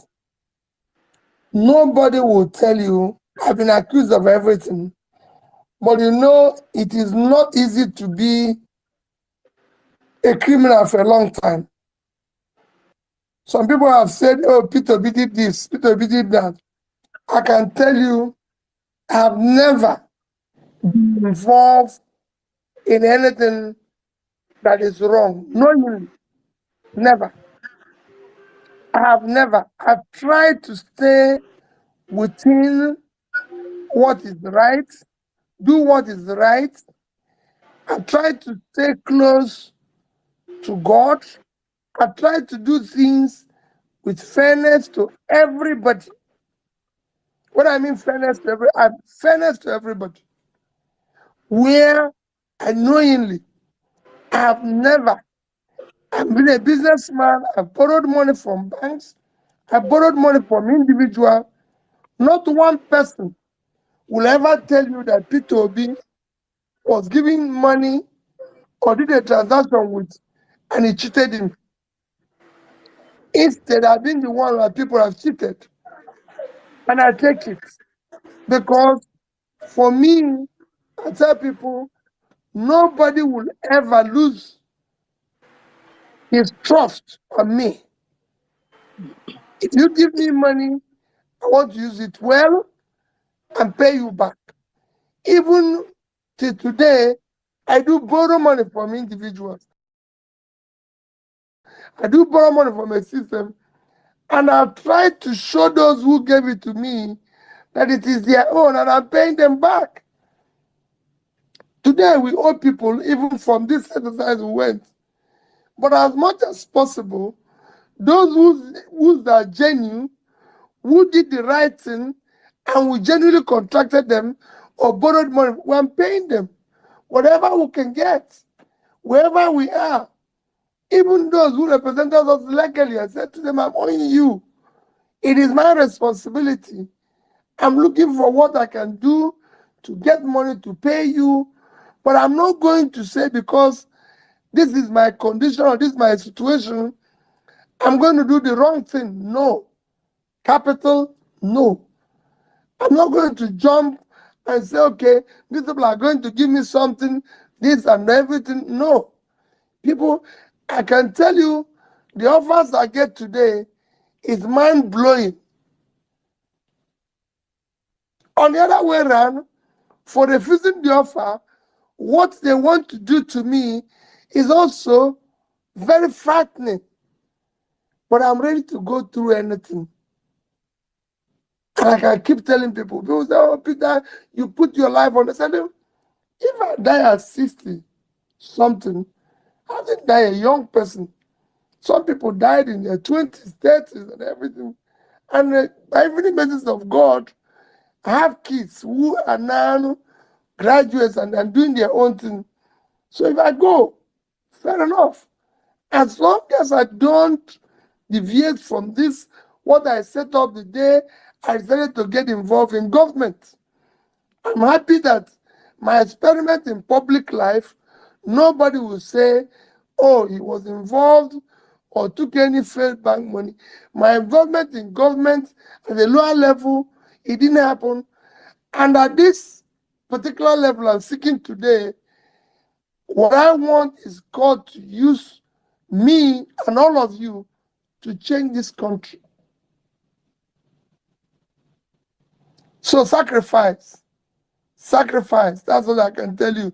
Do the right thing always in your own small way.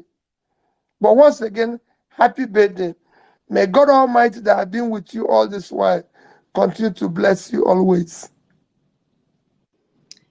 Thank you, Your Excellency, and happy birthday in the freke. So, real quick, let's go over to Million Dollar Girl.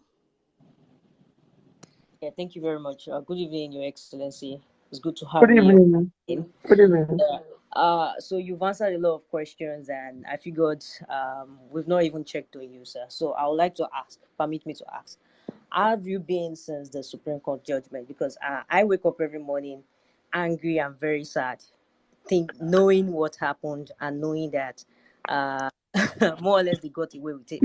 Have you recovered psychologically, Well, financially? that's what they want to achieve. They want to make you sad. I'm not sad. I just believe that the struggle continues. You know, yes, we've lost money, we've lost time. But let me tell you, the biggest part of our loss is money. But that is the least thing any human being can worry when you lose. We all came here with nothing. We're going to go with nothing. The only thing we're going to go is the impact we made in the society. Because that's the only thing that will be meaningful. It doesn't matter how long we are or how long we live. I was in a conference the other day and somebody said, oh, the government that made impact, those who are making impact in Rwanda, in Singapore, It's because they stayed a long time. They were there. I said, no, no, no, no, no. Don't say that. How long you stay is not important. You can be there for a very short time and make impact.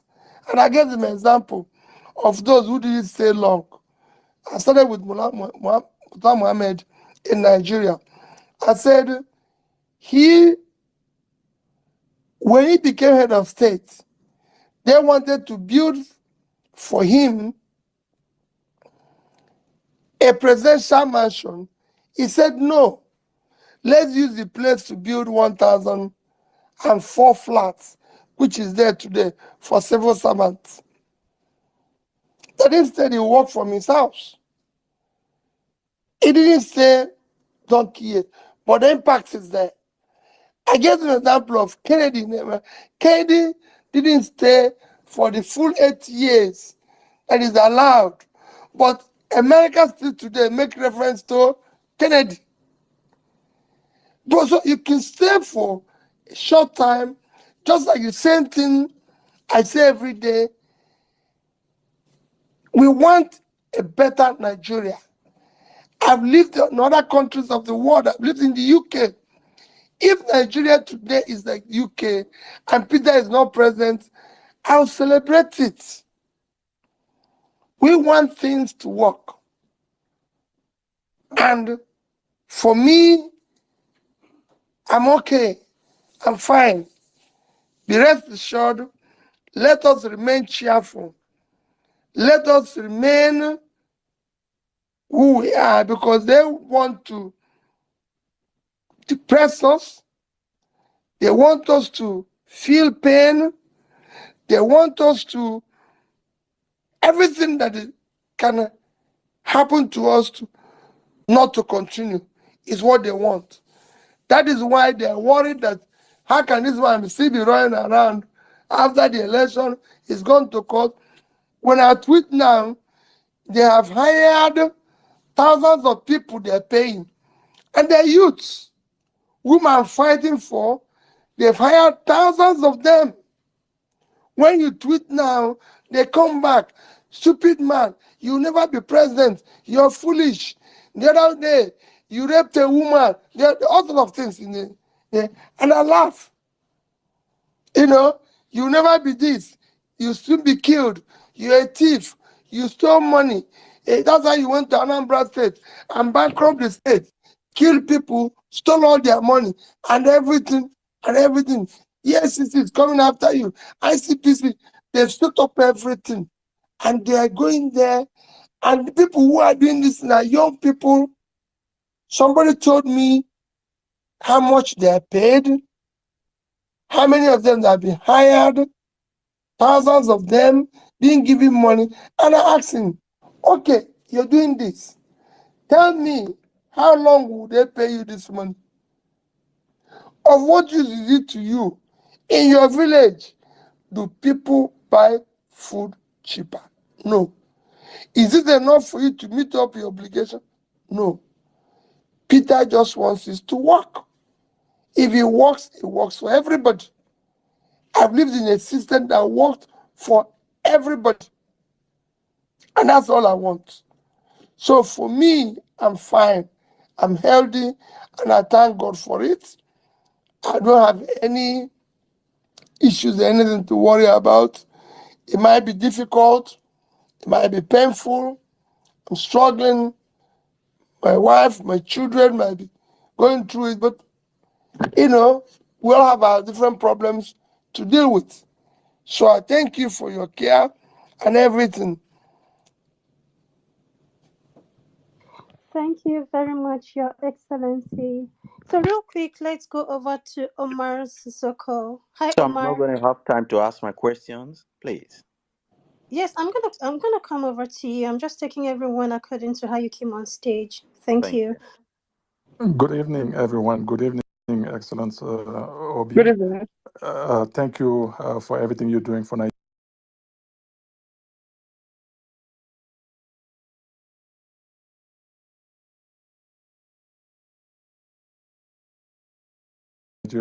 Excellent campaign you run. it seems like you are the candidate of the the population of Nigeria. So you have my vote. I'm from West Africa, Senegal, Mali, and really you have the means and the capital, intellectual capital to heal the divide amongst Nigerian, because I think all Nigerians have the same needs. So you became president, it's going to be obvious that you'll be able to be the person to be able to unite all Nigerian. My question to you is: since the independence in 65 years ago, I'm from West Africa region, colonized by the French. To this day, most of the 14 countries of West Africa are using the CFA currency that belongs to France. So we don't have any monetary independence. The economy of these countries are really poor compared to Nigeria, compared to the former British colonies. And right now, Mali, Burkina Faso, and Niger got rid of France because France is just extracting. Basically, if I can use the word, excuse my language, France is just stealing everything from these poor economy. We have, for example, in Senegal, the principal candidate, just like yourself, is in detention right now. And we have election in February 2024. But he's the candidate of the population. But God willing, he'll be able to. We're fighting for him so he can be the next president for Senegal, and that's going to trigger my wish. I'm subscribing to your new Nigeria, but I would like to invite you to my new Africa. My question to you is: after 65 years of independence, all these African countries, I think it's time for us to think about having the African citizenship. Africa to become one country under one president, under one currency. I think Africa United, the Federation of African Countries, is going to be the fourth superpower in the world. And I believe that the reason we have all these problems, economic problem in all these countries in Africa, is because we are not united. We don't think about one country, one president, under one monetary policy. If we have one currency in the entire continent of Africa, we can solve all our problem because we don't need to go to the IMF and the World Bank or go to the European Union borrowing dollars and euro and the Chinese. We can develop our own country. So my question to you is, how do you feel about the future of Africa being a federation under one president, one country, and one currency? Thank you so much for your Well, let me tell time. you, if you listen to my lecture in the Commonwealth just about 3 weeks ago, I was emphatic on it. While it will take a while of time for us to become a united country, Africa have no reason to be poor, because the only continent of the world that today you can say there's a future for development and creating that enormous is Africa. And Africa is so blessed. Today, Africa have the highest concentration of minerals, the so-called natural things. Africa. All the things you're looking for, the biggest deposit, the country with the highest amount of what they can call natural assets today is Congo. Natural resources, Congo is sitting on 24 trillion worth of natural assets. They have no reason to be poor. So is Nigeria. We have from oil to other minerals to everything. We have no reason to be poor. From South Africa to all over the place, we have what it takes. Africa have of the world's 60% all cultivated land today is in Africa. So Africa can become a food basket and power to the world. There's so much in Africa have a youthful population. While the other people are aging and everything, in Africa, we have a youthful population that is in their productive age. But because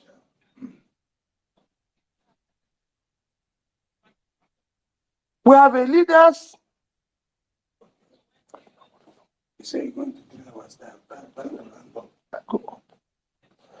but they have leaders who don't want that. Because those people you're calling are using those leaders.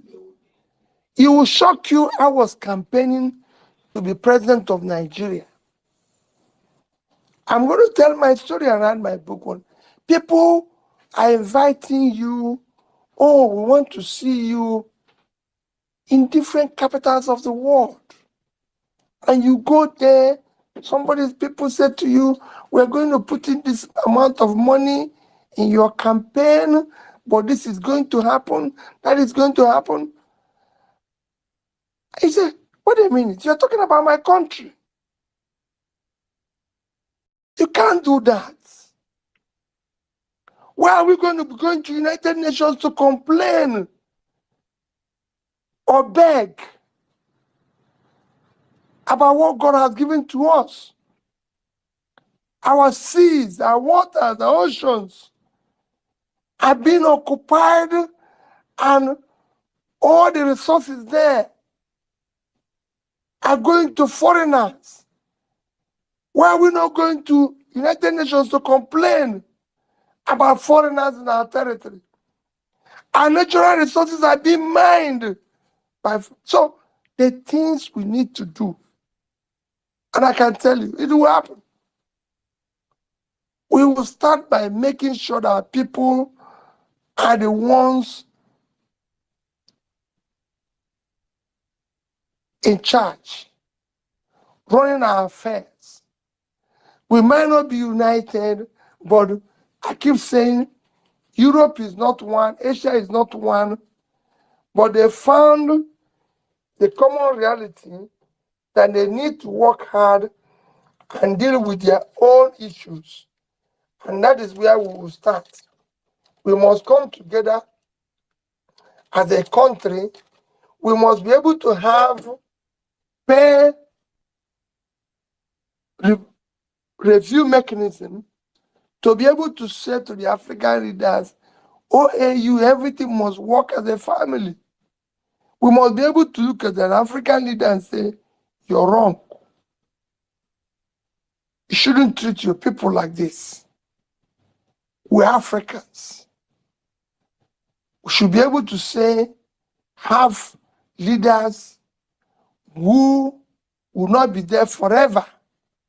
Should be able to have laws within Africa that shows, I've said in Nigeria, for example, and I continue to maintain it, we should have a 5-year tenure where you do not have to come back, because re-election have cost us a fortune.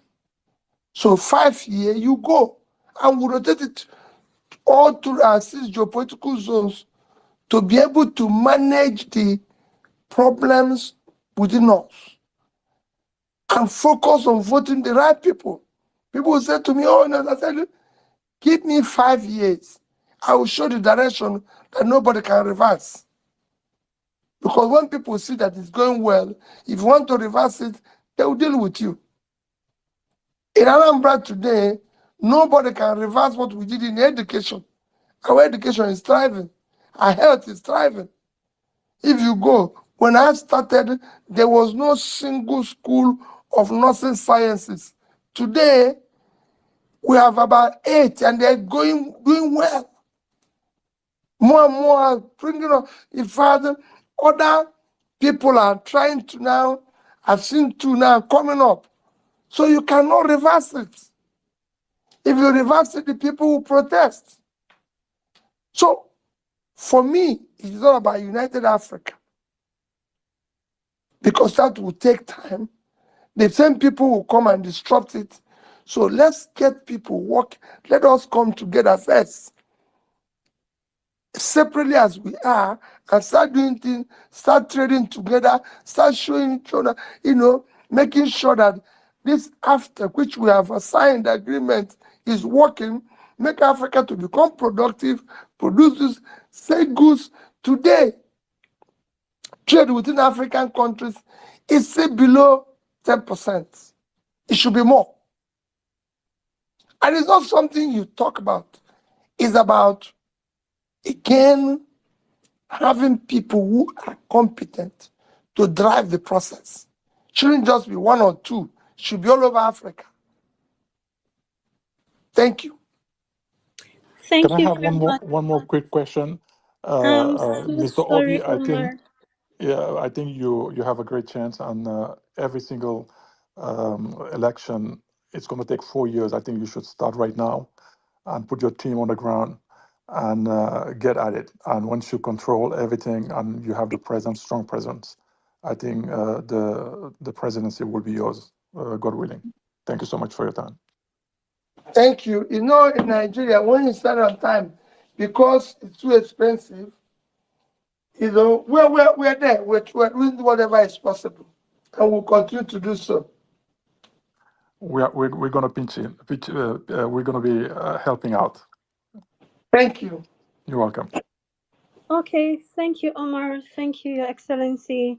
So I'm still taking everyone according to how you came on stage, and I'm having a gender balance here. I'll take one lady, one guy. So right now we'll take Sarah. After Sarah, we'll go over to Briggs. Hi, Sarah. How you doing? Sarah, are you there? Okay, Sarah is not there. Let's go over to Briggs. Hi, Briggs. Okay, hi, I'm here. Please go ahead.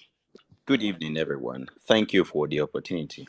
Okay, so Your Excellency Pio, Nigeria can always have one president at a time. Now, Yes. everyone who's vying for this position means well for the country. That's what it means. Now, the present administration is on.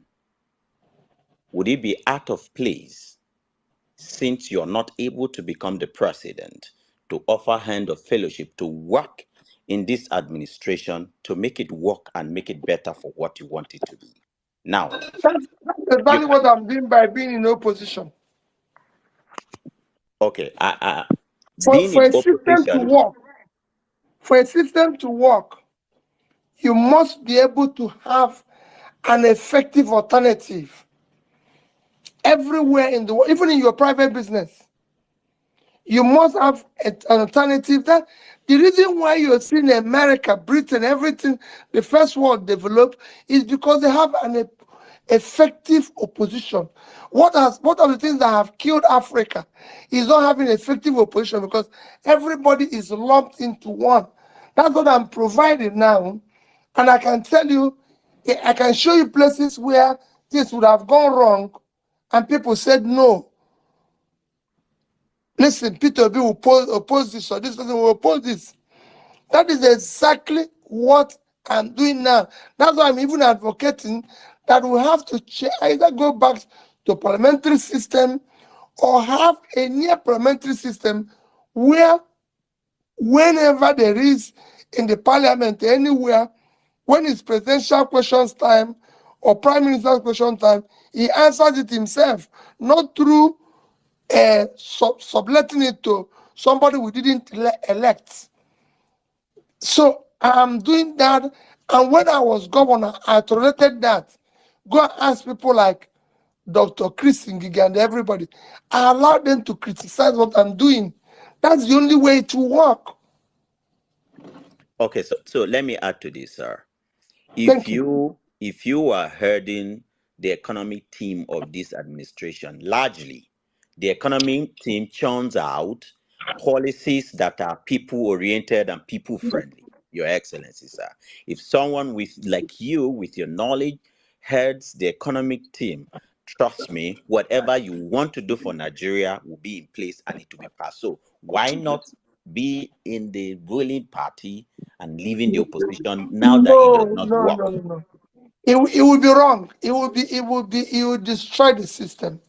Because let me tell you, let me tell you, a leader, what I'm saying now might look easy, but every leader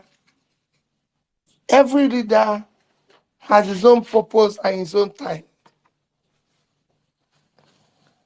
The people today, I'm not saying they don't have the best of ideas. Yes, they have a lot of professors, they're wonderful people, but they, I will not drive this vehicle called Nigeria the same way. When I talk about things I talk about, cutting costs and everything, my brother has been governor. It wasn't easy for a lot of my colleagues to do what I'm doing.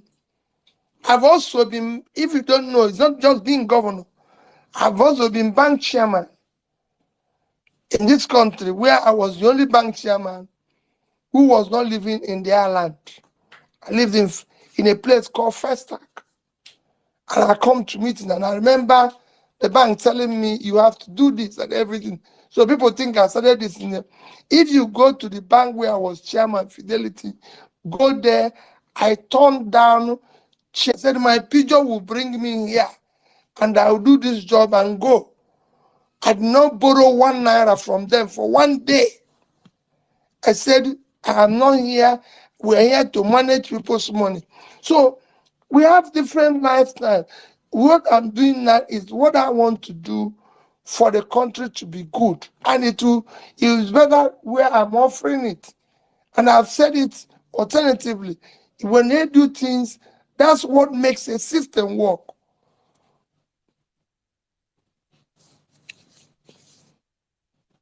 Okay, thank you very much, Your Excellency. So moving on real quick, we'll take one question from the TL before I return to those on stage. So Gloria, are you ready? I am. Thank you so much, Miss Pearl. At Soul Tie 1988 says, Sir, you have been putting out statements to counter most of what some may consider anti-people policies of this government, and this is really commendable. In a situation whereby the government continues in this path of bringing out policies that make life difficult for the masses, what do you recommend? And now I'm But, paraphrasing. In what ways can citizens get the government to change their positions on such policies? well, again, that's what exactly what I answered in the last question. When we have effective opposition, I've now started even telling bodies like Nigerian Economic Summit, you can't continue to invite only people in government to occasions. Because that's what happens in Nigeria. That's what I'm going through now. I told you, if I want to come to a place, the people don't want to see you because they feel, hey, if you come now, you greet them. These people will see you. This is it. But if you go in societies that work, all the G7, G20 countries that work is you invite people in government, you invite the opposition. So for us, what we need to do is to remain where we are and say, this is wrong. Look at in a few months, all of you are harassing labor legislators and say they are not doing the right thing. That's what it should be. Because you voted them for a purpose. Don't allow them to, after voting them, for them to go and say, oh, they didn't come there themselves. There was something they were offering and we voted them. There was something this government was offering and we voted them. They've told us that we're going to be 1 trillion economy, we're going to be this, we're going to be that. You know, we're going to be this in the next few. That is what we want to see. If you know what, that's why we should be able to say, hey, you know, that number of people that went to COP went there because that's what how they used to go. So When this happens, you say no. They want to build a house, you say no. They want to buy yachts, we say no. All these things are no because they're no. Don't tell us, oh, it's been there. Oh, there's nothing wrong in it. Like they used to say when the question about yacht, they say, somebody used to, a governor used to own yacht, a governor used to own plane. That was when things were good. Today, we can no longer go on that way. We can no longer afford that type of lifestyle. It is no longer visible for us to do things like that, and it must be stopped. So that's where we are. So we continue to say things are wrong when they are wrong. That's what we'll continue to do. Absolutely. Thank you very much, Your Excellency. So real quick, let's go over to Nello. Hi, Nello. Hi, Pearl. Please, can I go after the next person, please? Sure. Okay, Nello, are you there? Yes, I am, but I'm just tied up in something. I'll be free after the next person, Oh, please. oh, okay, sure. Okay, let's take Malik. Hi, Malik. Malik, are you there? Okay, Malik doesn't seem to be there. Let's go over to Chief Owakena. Can you hear me? Yeah. I thought Malik had spoken already. No, Malik has not spoken. Please go ahead with your question. Is it me or Malik who is going ahead? Chief Owakena, please go ahead. Okay. Thank you. Yeah, good evening from my end first. Good evening, Mr. President. I Good call you evening, Mr. my brother. because I know we won the election and the criminals stole it from us. Mr. President, from what we have seen in the past year, we have seen that our ballot revolution will not do it. We have also seen that the courts will not do it for us. They are compromised. We saw the blatant whatever they did at the Supreme Court. And we have seen subsequently how the criminals in government today, I will use the word criminals because we all in this room know the truth. The whole world knows the truth. How they have continued to blatantly put their people, their cronies in power, from INEC to police to whatever arms of government. Mr. President, you and I know, and everybody knows that going to the ballot again will not do it for us. Take Imo, take Kogi, take Bayelsa as examples. Take Kano as example. Take Port Harcourt as example. Those states where I'm from is coming up very soon. The same thing will happen. Mr. President, I will differ with everybody in this room and ask you a simple question. Please, when are we going to hit the streets? Because if the tables were turned, Tinubu and his gang would have turned off Nigeria by today. We played by the rule, voted massively, went to the court massively, and we did everything. And they still denied us what was right. Mr. President, there is no constitution today in Nigeria. So when are we going to hit the streets? That is the language they will understand. If you say you don't want people to be killed, they dropped a bomb in Kaduna few weeks ago. You visited them. They killed innocent people over there. Across the country, people are being kidnapped daily. Coppers going to Zamfara are still in captive for over 4 months, if I'm not mistaken. People can't feed across Nigeria, Mr. President.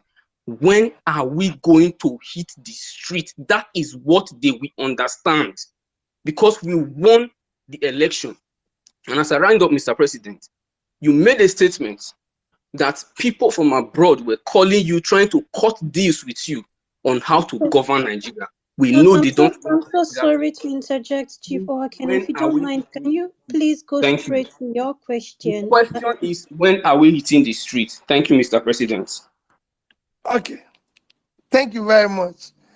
I know how you feel. I know the pain you feel. But let me tell you what I've always said. We are preaching the right things. We will not do it wrongly. I've always said that those who want to answer Excellency must come through the excellent way. It will take time. It will look as if it's going to be tonight. But I will tell you, it won't be too far. We are going to do it the right way, and we're going to get there. We're going to do it the right way, and it's going to get there. The people will be with us. They will come to an end one day because there are things I cannot tell. They're coming to an end because hunger, everything, because they can't do it. We're not going to. I have said to people, if you hit the streets, it will be worse. It will be worse for those you're trying to protect because they are the ones who live in armored houses with armored cars, which I and you don't have. They live a sophisticated life. They are now using billions to refurbish themselves and everything. I said it before that coppers who genuinely want to serve Nigeria are now in captivity and people are celebrating. People are celebrating and nobody cares. They didn't mention them in their celebration. I didn't see their celebration mention, oh, these my people who are in captivity. I didn't see them show prayers or mention those who died in Kaduna in their speeches. So please, let's not allow more to die. Yes, it might be language they will understand, but after more people have been killed and kidnapped and lots of excuse given, my pleading with you is that let us try to continue the same way we've done it so far. We will get there. Quote me anywhere. Okay, thank you very much, Your Excellency. So, real quick, let's go over to Nello before we come over to Omega. Hi, Nello. Hi, Pels. Good evening, the people's president, the people's choice, Mr. Peter Obi. It's such an honor to be here today to speak to you. So, sir, my question is this.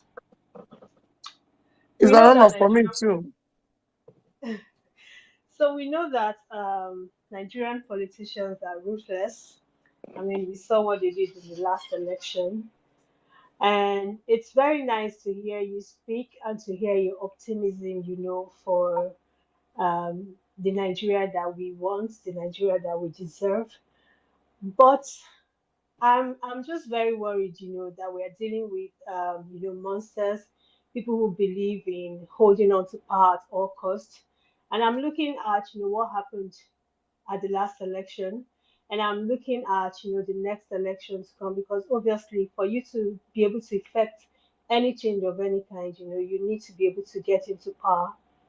And if the conditions remain the same, how how do how do you get people to come out again, to put in everything, because it's like you do everything, you convince people to come out and vote, and they come, they even, some people give up their lives, defending these votes, and then the umpire just comes and do whatever they like, and they get the judges to declare them, and it's like another cycle of hopelessness. So how do we mitigate this? What can we do? Because when I look at the Nigerian situation, when I look at what happened in the last election, I'm I'm really just I'm sorry, thinking. Nelo, I'm really very sorry to interject you right now. Please, do you want to just go straight to your Yeah, I was just question? about to round up. Actually, I was just going to Okay. say, how do we mitigate what happened, in the last election from happening again, going about it the right way, just like you've suggested. Well, Thank you. we will continue. If you look at what we were able to do in 1 year, uh, it wouldn't have been possible if not for our remaining together and resilient. And like I told you, if they think it is that easy for them, I won't be going through what I'm going through today. You know, but because they too are scared, they too are going everything, even what we're talking now, they're listening. They know that we're on the right path. They're not God. So let us remain faithful to what we're doing. Let's do the right things. The right thing will definitely happen here one day. And you'll see it. The pain and the suffering of the people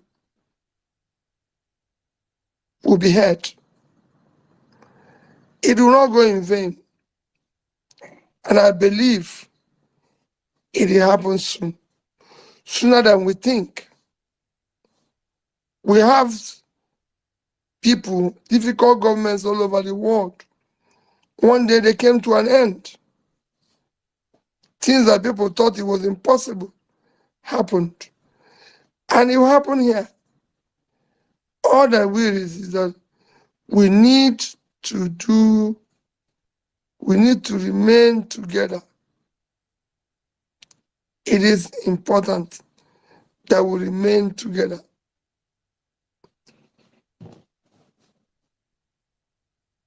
Thank you, Your Excellency. So, real quick, let's go over now to Omega. Okay, good evening. Am I audible enough? Yes, you are. Go ahead. Okay, okay. Good evening, His Excellency, Peter Obi. Okay, so my question is, knowing how fraudulent this administration came into power, do you think they're gonna be a credible election in Nigeria? Do you think if a party wins an election, that this current administration is gonna hand over power to them, knowing how fraudulent and how evil they are? Do you think it's possible for another party to win an election and take it? That But victory? That's my question. remember what I said before. Let's continue where we are. They will one day. They will not be there forever. They can't live forever. They are human beings. They too will even die one day. So they are not going to be there forever. When this is happening, it looks as if they are going to remember. They are not going to be here forever. They are human beings.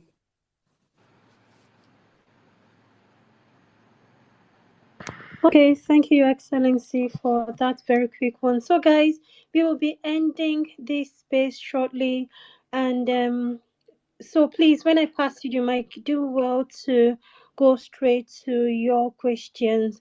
And for those sending me DMs which I've not been able to respond to right now, my sincere apologies. There are tons of them right now, so please do well to DM Arewachik, Bolanle, or Parallel Facts. Thank you very much. So let's go over now to um. Let's take Natalie Hussein. All right, thank you very much. Can you hear me? Sure, go ahead. All right. Good evening, everyone. Good evening, sir. Thank you for having Yes, us. I'm listening. Oh, all right. So my question, you've answered a big part of my question already, from the questions the previous speakers just asked. But however, I'm going to ask it because in a way it's a bit different. So my question goes like this: considering the fact that most of the government institutions, which they have pointed out, have been compromised, I want to know, how do you advise we approach? So it's more about the approach now. How do you advise we approach the next elections? What do you think we need to do differently? And secondly, it looks like we're preparing for the next run. And I want you to please address the fact that many people are really disillusioned. We had people traveling. I remember for the first time, I did everything I could to get my voter's card and even had to stay in a hotel just to vote. And things turned out the way they turned out. And a lot of people are disillusioned. Can you please address the fact? Can you please just say something to those who are going through all those emotions, and how you think we should still stay mentally prepared, because this is obviously not a sprint, it's a marathon. But when people are disillusioned, when their mental state is just not right, how do they come out to vote for the next elections? How do they even have the hope or the belief? Some people don't even know where to start from. And when you talk about, okay, not next elections, they don't even want to hear it. So how do you think we should approach this? Thank you very much. I've said it from the beginning and I say it again. Remain strong and committed to this. What you're saying now is what they want to achieve. They want people to be disillusioned. They want people to not care again. They want to divide us. They've now started doing that, making you feel it's tribal thing, with maybe Yoruba versus Igbo, maybe Hausa versus North versus South. These are the things they will do. But I'm pleading with you, do not listen to them. The question you ask yourself, I, who is from Southwest, am I buying bread cheaper? Am I doing anything? Yes, there might be a few people who are benefiting. Those who benefited from the North, where are they? Where are they now that hunger has returned? Who are they? So these are questions to ask ourselves. So I'm begging you, do not listen to them. Let us stay together. If we stay together and do the right things, we will get there. It's a marathon, like you said. And in a marathon, there's a time you feel like giving up. There's a time like you walk out of it. And that's what they want to achieve. They want to achieve that. So we will not give it to them. We will stay on. And I assure you, they will. If I skip, like I repeated several times, if I tell any of you a bit of what I go through on a daily basis, you know, you said no, give up, let them take everything. But because I've seen it before, because for me, what else to live for? If this is what we should go through and things will work, I'm prepared for it. So when they're doing it, it's like, okay, we're on in it, we will continue to be in it, whatever happens. So I'm begging everybody, let's stay on. Don't feel anything. What we achieved in 1 year, so that if we work hard with all they're trying to do, they've given us all the promise, they're sharing everything, let's stay together. All we want is a better Nigeria where everybody will start feeling proud of being part of that country. States that are countries that are denying us opportunity today. Dubai, for example, didn't say this type of people can come. The other people, it is Nigeria. that they are saying they don't want us again. Iran that denied visa didn't say some Nigerians will come, some will not be. It is Nigeria. Everybody that is dealing with us now is dealing with us as a Nigerian. Like I said, JSK didn't say we will not leave Nigeria because we're in Southwest and the Southwesterner is now in charge. They left because they didn't see hope in Nigeria. Because about Nigeria. It's not about who is there and who is not there. PNG, all their facilities is in Southwest. They left. They didn't say, oh, they didn't leave because a Southeasterner and a Northerner. They didn't even leave when Buhari was in charge to say, okay, since it's the Northerner that is there. So, and the same thing is what is happening everywhere. Same thing is what is happening everywhere. Nobody is saying, oh, because this person is in charge or this person is there, let's stay. No, they are all going because they no longer see hope in your place. That's why they are going. And we must all come together to reverse that. If you stay on, those who are the solution will turn around. It will be difficult. But if we all not stay on, it will come to a time those who are pushing us will know that we can stay together and work together. And I'm urging all of us, please, for we have no other country except this one. Let us stay together, no matter the differences we have, no matter a different background, ethnicity, religion, these are things they're using to confuse us. Everywhere, most religions stay together. You have seen me say it in campaigns. The Catholic church in Dubai was built by Emir of Dubai. He's a Muslim. The Queen gave the Muslims one of the choicest land in London to build their mosque. They are not Muslims.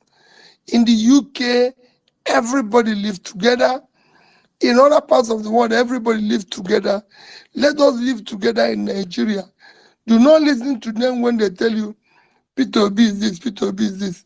The only thing Peter Obi is that he's not believing in what they are doing. He's talking about a change. Even if I'm as bad as they think, at least I'm better than some. That is why I'm able to see money that I would have taken and say no to it. This is what we want to do. Let's start looking for those who can say even partly in it. Why is the other people leaving debts? Why didn't they leave money? These are things we want to do. Let's look for those who are at least trying to do something and work with them. It will go a long way. It is important. It will go a long way. It is important. It's a lot of sacrifice, but it is achievable. Okay, thank you very much, Your Excellency. Let's have Odo Akaji. Hello, Miss Pels. Can you hear me? Loud and clear. Please go ahead. Oh, fantastic. Good evening, Mr. Obi. Good evening. I'm calling from Abia State, so thank you for supporting Alex to ascend the leadership of my state. We feel the difference. My question is, how do you feel that your party were not able to stop these people from swearing into INEC positions, well-known card-carrying members of the APC? which is against the norm and against the law? Thank you. Well, for me, just people can still be there and will affect the change. People think, let me tell you, in countries where there have been change, people have even their uncles and their brothers and everything, and there was change. It's happened in countries where they have their uncles, their parents, their children, everywhere, and change happened. So all those people that are swearing in, when there will be change, they will be there, and they will not do anything for them. It is when we allow it that they will get away with whatever they will get away with. When we all come together one day, they will not be able to do it. There will be a day INEC officer will not risk announcing the wrong result. He will not risk it because he knows the implication. It will happen. There will be a time no judge will risk giving any type of reckless judgment. It will happen if only we remain together and do the right things. Thank you for acknowledging what is happening in Abia. If you go now, you see people who are saying Peter Obi doesn't criticize Alex for financial recklessness. He's criticizing other people, and I laugh. Go and see financial recklessness, but go and see what he's been able to do in a few months. He's been in charge. What are we asking people to do? Just do some work, So people have not done anything, and they're telling you, oh, go and see what is happening in Libya. What has been happening in Libya? What has happened? This man came in with the same government that we're all quarreling with now. Go out to Abia and you see a clear change, a clear direction. And that's what we're saying, that it is not how long. You can start from day one, doing the right things from day one. And it started it from day one. Everybody can see it. So thank you for acknowledging that. I assure you that's what we want to do with the entire country. Okay, thank you very much, Your Excellency. Let's go over to Call Me Wealth. Call Me Wealth, are you there? Okay, Call Me Wealth is not Yeah, there. Let's I'm go over here. to. Okay, please, real Yeah, quick, I'm your here. question or submission. Yeah, good evening, His Excellency. Thank you for always coming up to us. Thank you for giving us the voice. Thank you. Thank you for giving us the voice. Thank you for being the hope for the hopeless like us. One of the reasons why I stood my ground waiting for you is for me to have this kind of one-on-one conversation with you. I really want to appreciate you. Yeah, the question I want Thank to you. ask you is this, sir. You knowing Nigerian mandate was stolen, and you sleeping and waking up to see how those who stole our mandate are keep running the country to the ground. How do you feel? What is the hope of the common man like me? Like you said, living this country is not the solution, and it's really tiring and The hope, frustrating. How do you the feel hope we waking up have and is seeing to all this? Please. the hope we have is to continue to resist them, to continue to say no to all this. The hope we have is to continue saying no. I've said it repeatedly here that what I'm going through is enough for anybody to say, no, I cannot go through this again. But I'm going through it. You know, I'm at a point where, like I've repeated it several times here, I'm at a point where you wake up one day and I'll not be there. But we must resist it. We must. We must resist it. If we don't, it will consume not just us, but future generation. We must now continue to say no, even if we are remaining just few of us, which is what they want to do now. If I tell you that the amount of money being shared today has never been shared politically in this country, what they are sharing today. And they are sharing it because they want us to run away. They are sharing it because they know they've impoverished the people. So those people who are impoverished are now busy collecting their own money in a manner where they're going to use it to show, oh, these people. So for me, no problem. I can assure you I am there, committed to it, and everything. So do not give up. We'll be there. And if anything goes wrong, please continue. I tell people this. If you hear that anything goes wrong with me, do not join them. They will come with intimidation, they will come with fear, they will come with everything. But that will not bring change. What will bring change is that we will remain together. They will remain together. It's not that when they jail this man or kill this man, everybody runs away. I'm not going to run away. I'm in it, and I'll remain in it. Thank you. Thank you very much, Your Excellency.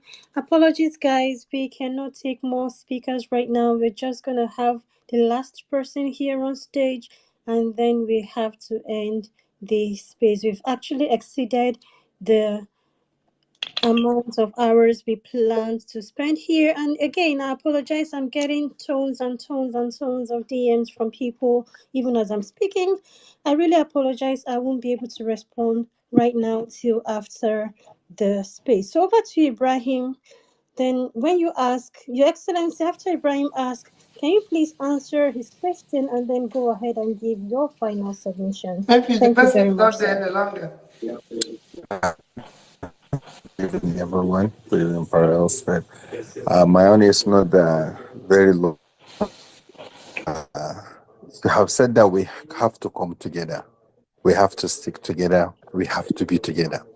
So I think coming together needs a small I'm not structure hearing you again. and a small leadership for us to see how we can come Oh, together hold on, to do hold whatever we on, want to do.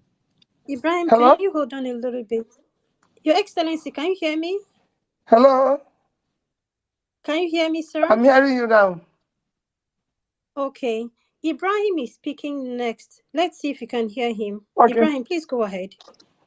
Yeah, Excellency, you've been saying that we have to come together, we have to be together, we have to work together. And working together, being together, need like a structure, and small leadership, and also what we'll be doing to keep ourselves together, the activities we're supposed to be both online and offline, how we're supposed to, that family mindset that you want us to have, what are we going to put together to bring ourselves more closer? I think Parallel Facts and Violence Space are doing an activity on a weekly basis. What else can we put together just for us to remain one family? And how is the leadership going to be? Are we still going to revert back to you? Are we supposed to select some people around us that to give us leadership, or we just continue to do what we did during the election, everybody to be on this one? Thank you. Well, these are things that we're going to talk about and work on going forward. We must find a way to remain together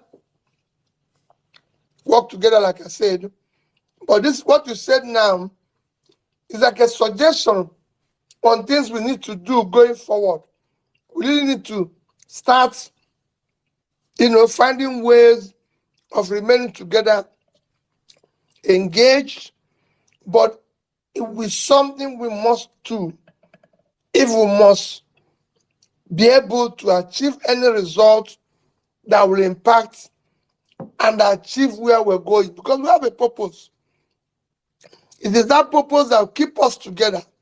It is that have us to have a loose coordination, maybe people in different zones, in different areas, and everything.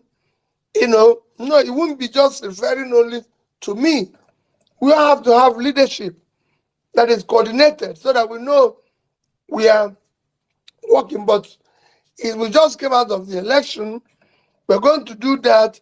We're going to be working with Labour Party, because that is where we are. And then other people who believe in what they're doing, who are not our members, we have to find a way to accommodate everybody to be able to move. But it is not something I can say to you, this is the way, this night, or this way. These are things we have to, other people who come with their different ideas. Remember what I've always said, I don't know everything. Anybody who knows everything to me is an idiot. You learn, you listen to other people. I'm somebody who believes that a leader's job is to always learn, always listen. A leader must be a listener, he must be a learner, but he must be someone who is strong enough to know that you have to implement the right thing, do the right thing, stay on it, even when it's going to be a huge cost to you.